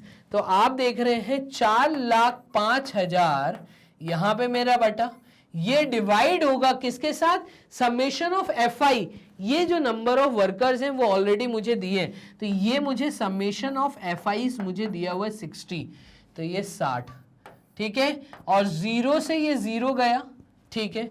अब 2 3 × 6 ये जाएगा और 2 से ये जाएगा, तो ये हो जाएगा 2 2 × 4 0, 2 2 × 4 10, 2 5 टाइम्स 10 और एक 0, फिर ये जाएगा 3 से, ठीक है, तो 5 6 7 8 9, 3 से चला जाएगा, देखिएगा 3 6 टाइम्स 18 बचा 2 22, 3 7 टाइम्स 21 बचा 15, 3 5 टाइम्स 15, तो इसका मतलब 6,750 रुपीज मेरे ये आएंगे क्या, मीन। अगर मैं 60 वर्कर्स को देखूं और अलग अलग कैटेगरी ना देखूं, इसका मतलब समझा रहा हूं मैं, मीन जो यहां पे निकल के आया, तो 60 वर्कर्स को ऑन एन एवरेज हर बंदे को बेसिक सैलरी 6,750 तो जा रही है। तो बेसिक सैलरी 6,750 मतलब एक वर्कर को अगर देखी जाए तो 6,750 ऑन एन एवरेज सैलरी जा रही है 60 लोगों को अगर बराबर किया जाए। तो अगर मैं कंपनी का देखना चाहूं कि कंपनी जो 60 वर्कर से काम करा रही है on an average her worker को वो 6,750 के हिसाब से पे कर रही है, ठीक है। तो इस तरीके से आपने 5th क्वेश्चन का मीन निकाला। यहां तक मैंने एक्सरसाइज कंप्लीट कराई है। कुछ एमसीक्यूज को हम देखते हैं, बोर्ड करते हैं क्लियर, एमसीक्यूज देखिएगा। एमसीक्यूज क्या है, ये है कि if the mean of x, x plus 2, x plus 4, x plus 6, x plus 8 is 11। अच्छे एमसीक्यूज हैं, 5 ऐसे कुछ अलग वेराइटी आप लोगों को यहाँ पे देखने को मिल रही है। तो इस पे आप लोग अपनी नजर बनाए रखो कि किस तरह के क्वेश्चन आपको स्कूल एग्जाम में देखने को मिल सकते हैं। वो कह रहे हैं आपको ऑलरेडी मीन गिवन है, वो मीन कितना दिया, 11 दिया हुआ है, ठीक है। मीन 11 दिया, इसका मतलब हमें x बार की वैल्यू दी हुई है। जब हमें x बार की वैल्यू गिवन है ऑलरेडी और हमें ऑब्जर्वेशंस गिवन है, हमें सिर्फ वैल्यू ऑफ x निकालनी है। तो ऑब्जर्वेशंस क्या है उस पर ध्यान देना। देखो x1 मतलब पहली ऑब्जर्वेशन की वैल्यू है x, सेकेंड ऑब्जर्वेशन है मेरी x प्लस 2, ठीक है, थर्ड ऑब्जर्वेशन है मेरी x प्लस 4। तो ऐसे ऑब्जर्वेशन है। हम मीन का क्या करते हैं, हमें पता है कि मीन निकालने का फॉर्मूला होता है कि सारी ऑब्जर्वेशंस को ऐड कर दो भाई, x1 plus x2 plus x3 up to कहां तक, 5 ऑब्जर्वेशन है तो 5 ऑब्जर्वेशंस को ऐड कर दो, 1 2 3 4 5। वो 5 ऑब्जर्वेशन को जब तुम ऐड करोगे उसको डिवाइड बाय 5 कर दोगे, टोटल नंबर ऑफ ऑब्जर्वेशंस यहां पे मुझे 5 दी हुई है, तो मेरा जवाब आया होगा। तो ये फॉर्मूला है, ठीक है। इस फॉर्मूला में मैं क्या कर रहा हूं, मैं सिर्फ वैल्यूज को उठा उठा के सब्सटीट्यूट कर रहा हूं। देखना x बार की वैल्यू दी है 11, ये आ गई 11 which is equals to first observation है x, तो मैं x लिख देता हूं। सेकेंड ऑब्जर्वेशन है x प्लस 2, तो मैं सेकेंड ऑब्जर्वेशन को ऐड कर देता हूं। थर्ड ऑब्जर्वेशन है x प्लस 4, फिर नेक्स्ट ऑब्जर्वेशन है मेरी x प्लस 6 और फिर उसके बाद मेरी नेक्स्ट ऑब्जर्वेशन है x प्लस 8। ये हो गया, क्लियर है यहां तक। Divided by total number of observations कितनी है, तो 5 है, तो ये आ गया 5। आसान है, ठीक है। अब देखिएगा अगर मैं न्यूमरेटर को ऐड करता हूं तो इसका मतलब 1 2 3 4 5, यहां पे आ जाएगा 5x plus 2 plus 4 6, 6 plus 6 12, 12 plus 8 20, तो 5x plus 20 divided by 5। Numerator से 5 बाहर कॉमन ले लो, 5 से 5 काट दो, तो ये वैल्यू हमारी आ जाएगी x प्लस 4। बात समझ आ रही है, इससे 5 कैरी लिया, नीचे 5 था, 5 से 5 काट दिया, कैरी लिया कह रहा हूं, 5 कॉमन लिया बाहर, तो अंदर आएगा x plus 4 which is equals to 11। तो x की वैल्यू क्या, x की वैल्यू है 11 माइनस 4। अब 11 माइनस 4 का मतलब है कि मेरे x की वैल्यू कितनी है, ये है 7। 11 माइनस 4 मतलब 7, तो मेरा आंसर आया है x इक्वल टू 7। मैं करूंगा ऑप्शन सी पे टिक, तो मेरा आंसर आ गया 7, सी ऑप्शन है। चेक कर ले, चलिए चेक कर लेते हैं, बोर्ड करते हैं क्लियर, और इसको चेक करते हैं। यस, मेरा आंसर है आंसर सी। इस तरीके से आपको एमसीक्यूज को अटेम्प्ट करना है, बहुत आसान है। चलिए आगे देखिएगा, नेक्स्ट क्वेश्चन क्या है। क्वेश्चन नंबर 2 में कह रहा है अगर हर ऑब्जर्वेशन, डाटा की हर ऑब्जर्वेशन में से अगर मैं 8 को डिक्रीज कर दूं, हर ऑब्जर्वेशन में से -8 कर दूं, 8 को डिक्रीज कर दूं, तो then there mean will be, उसका मीन क्या हो जाएगा। आप बात को समझना, जब हर ऑब्जर्वेशन में से आप एक पर्टिकुलर चीज को डिक्रीज कर रहे हैं तो मीन भी उतना ही डिक्रीज हो जाता है। मेरा आंसर है इज डिक्रीज्ड बाय 8, ठीक है। ये आपने थ्योरी में पढ़ा हुआ है, इसका आंसर चेक कर लेते हैं। Yes, is decreased bye 8। Clear है? तो मीन की वैल्यू भी 8 डिक्रीज हो जाएगी। क्लियर? तो क्वेश्चन नंबर 2 भी हो गया। यहां पर क्वेश्चन नंबर 3 की तरफ देखिएगा। The mean wait of 6 boys in a group is 68 kg। वो कह रहा है the mean of 6 boys in a group is 48 kg। कितने लोग थे? 6 लोग थे। टोटल 6 लोगों का वेट का जब मैंने मीन निकाला तो वो था 48। ठीक है। The individual weight of 5 them are 51 kg, 45 kg, 48 kg, 44 kg। अच्छा, अब आपको 5 लोगों का मीन दिया हुआ है। ठीक है। The weight of 6th boy is, आप बताइए छठे लड़के का वेट क्या होगा? अब देखो मीन कैसे निकाला होगा भाई, आपने मीन कैसे निकाला होगा? आपने 6 लड़कों की वेट मतलब x1 plus x2 plus x3 plus x4 plus x5 plus x6 किया होगा। 6 लड़कों के वेट जो ऑब्जर्वेशंस दी होंगी उनको ऐड किया होगा, ऐड करने के बाद डिवाइड बाय 6 किया होगा, यही किया होगा। ठीक है। तो 6 मतलब नंबर ऑफ ऑब्जर्वेशंस, मतलब n से किया होगा, ऐसे किया होगा। तो 6 ऑब्जर्वेशन में से 5 ऑब्जर्वेशन तुम्हें नोन है। क्या है? 51, 45, 48। तो 51, 45, 48 प्लस 44, 2 2 4, 1 2 3 4, 4 लोगों का 5 them are 51 kg, 45 kg, 48 kg, 44 kg। The weight of 6 boy is. अब देखो यहां पे थोड़ा सा क्वेश्चन में मिसप्रिंट है कहीं ना कहीं। हमें जो वेट दिया 1 2 3 4, 4 लोगों का वेट दिया, 5वां मैं कुछ मान लेता हूं, मान लो वो दिया था मुझे 40 kg। ठीक है। अब यहां पे हो सकता है आंसर में फर्क आ जाएगा, क्योंकि देखो 6th लड़के का मुझे वेट नहीं पता, तो 6th लड़के के वेट को मैं x6 लेके जब डिवाइड बाय 6 करूंगा तो यहां पे x बार मीन दिया हुआ है मुझे, वो दिया 48। ऐसे हम सॉल्व करेंगे। अगर ये एक वेट दिया होता जो मैंने अभी अपने मन से ले लिया, आप जब सॉल्व करेंगे इस तरीके से 6 आके यहाँ 48 से मल्टीप्लाई हो जाएगा। ठीक है। इन सब का सम प्लस x6, तो x6 निकाल सकते हो, आसान है। तो इस तरह का क्वेश्चन है। क्वेश्चन में छोटा सा कहीं पे मिसप्रिंट है, कोई एक वैल्यू मिस हो गई है। ठीक है। तो 1 2 3 4 वैल्यूज दी हैं, एक 5वीं वैल्यू किसी की मीन है, मतलब नोन नहीं है। 5 देम आर, तो 4 की दी है, 5वें की नहीं दी, एक कुछ मिस हो गया, मिसप्रिंट है। ठीक है। इस क्वेश्चन को कैसे करना है ये मैंने आपको हेल्प कर दी। तो इसी प्रकार के क्वेश्चन आपको आ सकते हैं। टोटल 3 क्वेश्चन आप लोग यहां पे देख चुके हैं। क्वेश्चन नंबर 4 देखिएगा। अब इसका आंसर सी इन्होंने लिख दिया है। ठीक है। अब मुझे नहीं पता कि यहाँ पे एक वेट क्या दिया था, तो कहीं ना कहीं अपना मिसप्रिंट है क्वेश्चन में। ठीक है, कोई दिक्कत नहीं। चलिए आगे चलते हैं क्वेश्चन नंबर 4 की तरफ। The mean of the marks scored by 50 students way are found to B 39। देखना कितने नंबर ऑफ स्टूडेंट्स हैं, इन ऑल 50 लोग हैं जिनका मीन मुझे 39 दिया हुआ है। ठीक है। Later on it was discovered that a score of 43 was misread as 23। अब ये बहुत अच्छे वैरायटी का क्वेश्चन है, इस पे आप ध्यान दीजिएगा। क्या बोल रहे हैं? बाद में ऐसा देखा गया कि जो 50 लोगों का ऑब्जर्वेशन था, तो later on it was discovered that a score of 43 was misread as 23। तो 43 एक्चुअली एक ऑब्जर्वेशन था, किसी के मार्क्स 43 थे, गलती से उसके मार्क्स को 23 रीड करके मीन निकाला गया है।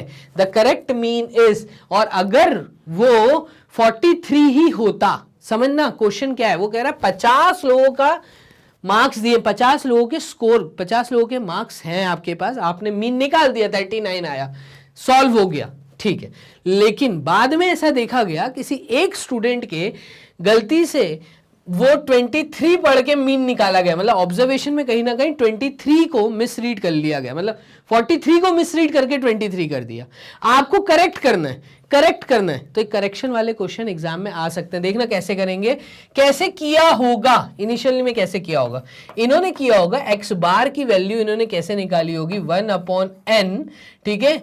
और सम ऑफ इन्होंने यहां पे इंटू किया होगा किससे, summation of first observation to the 50th observation of all the observation. ऐसे ही इन्होंने ऐड करके चीजों को सॉल्व किया होगा। जो मीन निकल के आया था कितना, 39।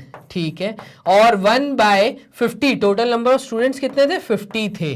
तो समेशन निकल के आया था, समेशन कितने, 50 लोगों का, from first observation to the 50th observation of all the observations का सम ये निकल के आया था 39 मीन। ठीक है, हमें पहले ये फाइंड करना है कि सम कितना है। तो सम कितना है, तो ये 50 39 के साथ जाके मल्टीप्लाई होगा।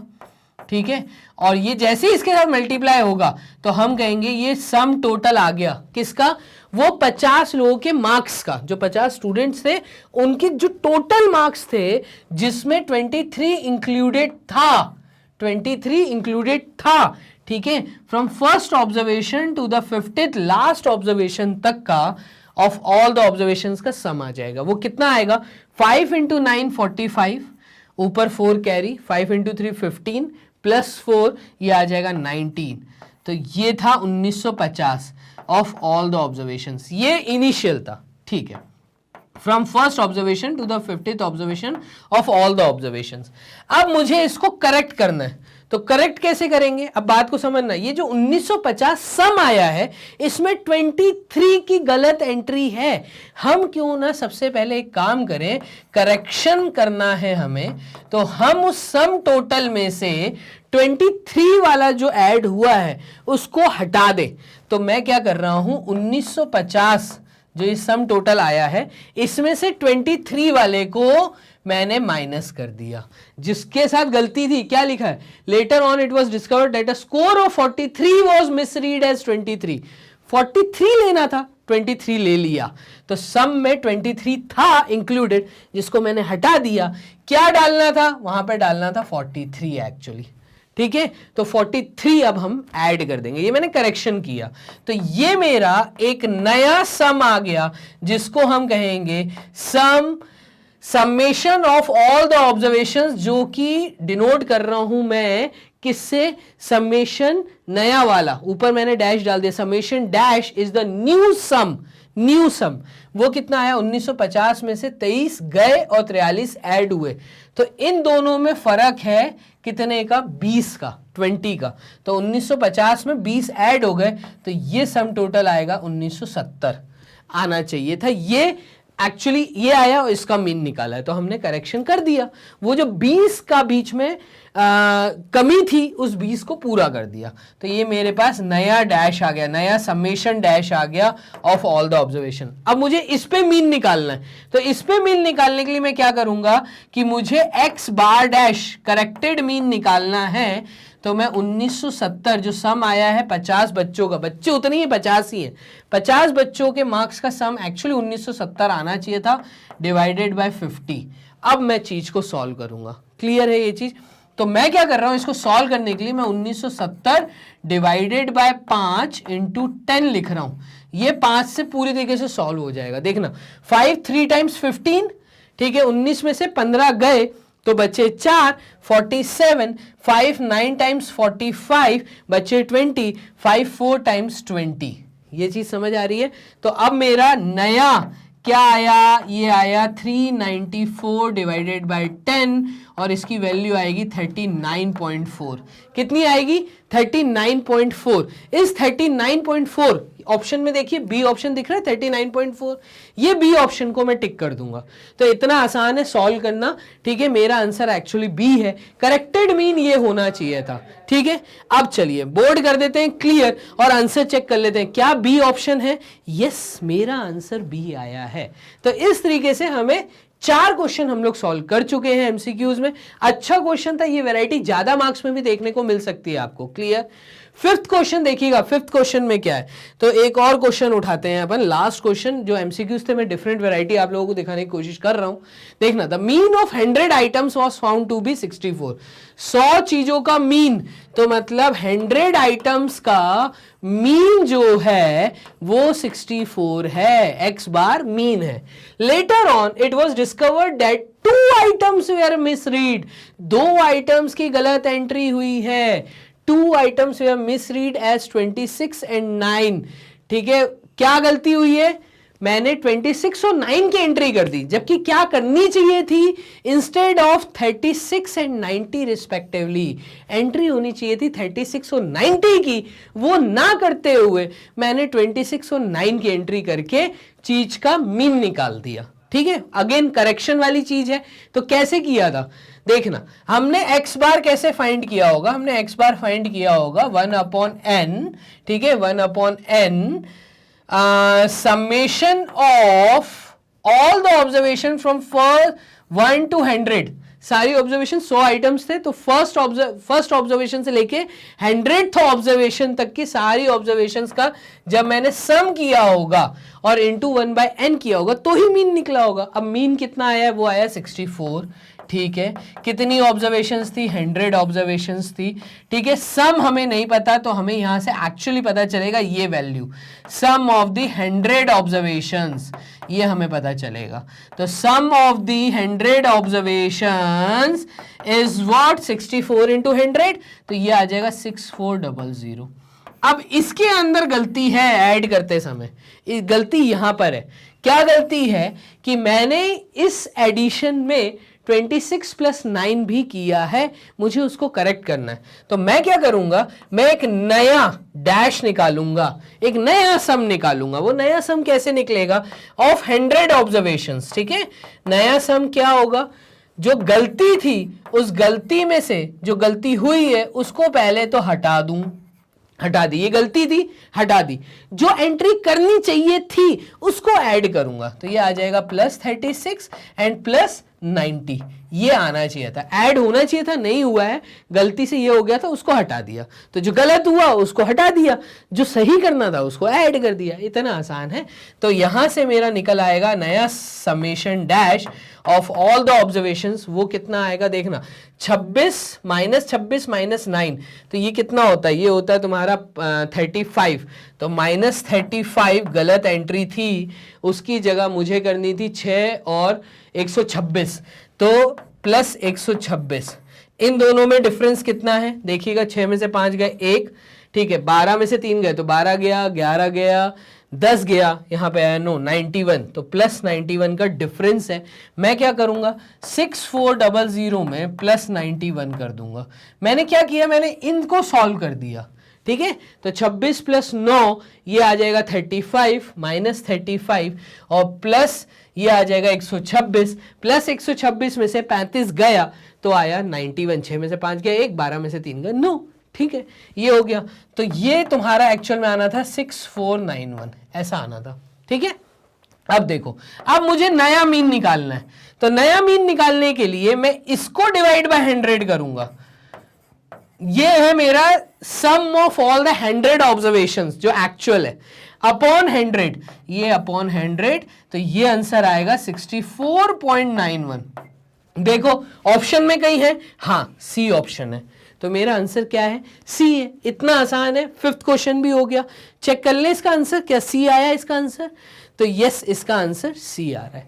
तो आपने देखा कि किस प्रकार के क्वेश्चन इस पार्ट 2 जो मैंने कवर किया है मीन मीडियन मोड से, किस प्रकार के एनसीईआरटी बुक की थ्योरी को आपको याद रखना है, वो क्या क्या इंपॉर्टेंट पॉइंट्स थे ये आपने सीखा। कौन से वो 3 क्वेश्चन थे जो मेरी नजरों से इंपॉर्टेंट थे एनसीईआरटी बुक से, वो मैंने आपको दिए। एमसीक्यूज किस वैरायटी के आ सकते हैं या क्वेश्चंस 2-3 मार्क्स के इसके ऊपर फ्रेम होके आ सकते हैं, वो मैंने इस वीडियो में कवर कर दिया है। तो फाइनली वन शॉट रिवीजन में आपका पार्ट 2 भी कवर हो गया। अब आप पार्ट 3 वॉच करिए। और ये सारी वीडियोस कहाँ अवेलेबल हैं, तो कुल मिला के सारी वीडियोस हमारे magnetbrains.com के प्लेटफॉर्म पे आसानी से आप देख सकते हैं। क्या करना है, गूगल राजा के पास जाना है, magnetbrains.com टाइप करना है, इस तरीके का इंटरफेस ओपन होगा। नीचे आपको देखेंगे यहां पे एनटीएससी क्लास 12 से लेके क्लास 1 किंडरगार्टन तक सारे ऑप्शंस। आपको जो भी वीडियो वॉच करनी है, आपको वन शॉट वॉच करना है, इसको थोड़ा सा स्क्रॉल अप करिए। जैसे स्क्रॉल अप करते हैं तो यहां पे एक वन शॉट का ऑप्शन आता है, आपको वन शॉट के रिवीजन पे क्लिक करना है। जैसे ही क्लिक करेंगे तो अलग अलग क्लासेस के वन शॉट रिवीजन यहाँ पे कंप्लीट कराए जा रहे हैं। अगर आपके कोई बड़े भाई बहन या आपके दोस्तों में कोई बड़े या रिलेटिव्स में कोई हायर क्लासेस में हैं, आपसे बड़े हैं, 10th 11th 12th में हैं, तो उनको भी बताइए। उनको सारे सब्जेक्ट्स का एग्जाम से पहले तैयारी करने का बहुत अच्छा मौका हम लोगों ने, बहुत अच्छा प्लेटफॉर्म हम लोगों ने दिया है। आप हो 9th में, आपको देखनी 9th की वन शॉट, आप 9th क्लास की वन शॉट रिवीजन पे वॉच नाउ करो। जैसे ही वॉच नाउ आप करते हो तो आपके सामने सारे सब्जेक्ट आ जाएंगे, फिजिक्स, केमिस्ट्री, बायोलॉजी, मैथ्स। आपको मैथ्स की वीडियो वॉच करनी है, आपको फिजिक्स करनी है, केमिस्ट्री, बायोलॉजी, जिस भी की वन शॉट वीडियो आपको चाहिए, सारे वन शॉट वीडियोस अवेलेबल हैं। आप सिर्फ मैथ्स पे क्लिक करिए, आपको मैथ्स वॉच करना है, मैथ्स पे क्लिक करते ही आपके सामने पूरा मैथ्स आ जाएगा। इस तरीके से मैथ्स की पूरी बुक ओपन हो जाएगी। आपको जो सा चैप्टर का वन शॉट रिवीजन वॉच करना है वो चैप्टर पे क्लिक करिए, चैप्टर पे क्लिक करते ही वीडियो आपके सामने। तो इस तरीके से घर बैठे बैठे तैयारी करना अब इतना आसान हो गया, कोई मुश्किल नहीं है। 100% फ्री एजुकेशन प्रोवाइड कर रहा है मैग्नेट ब्रेन्स आपको।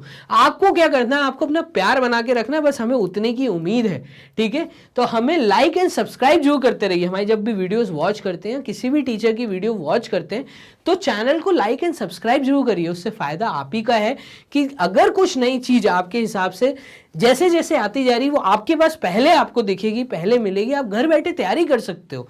उसके साथ में हमारी वीडियोस को शेयर करना ना भूलें, लिंक्स को शेयर करिए इंस्टा के थ्रू, व्हाट्सएप के थ्रू, अपने दोस्तों के साथ, अपने रिलेटिव्स के साथ, कोई ऐसे स्टूडेंट के साथ जो स्कूल में है अभी, वो सब हमारी वीडियोस देख सकते हैं। 100% फ्री एजुकेशन है, तो इतना आसान है मैग्नेट ब्रेन्स के साथ घर बैठ के तैयारी करना। मिलते हैं पार्ट 3 में, तब तक के लिए अपना ध्यान रखिए। Bye and take care.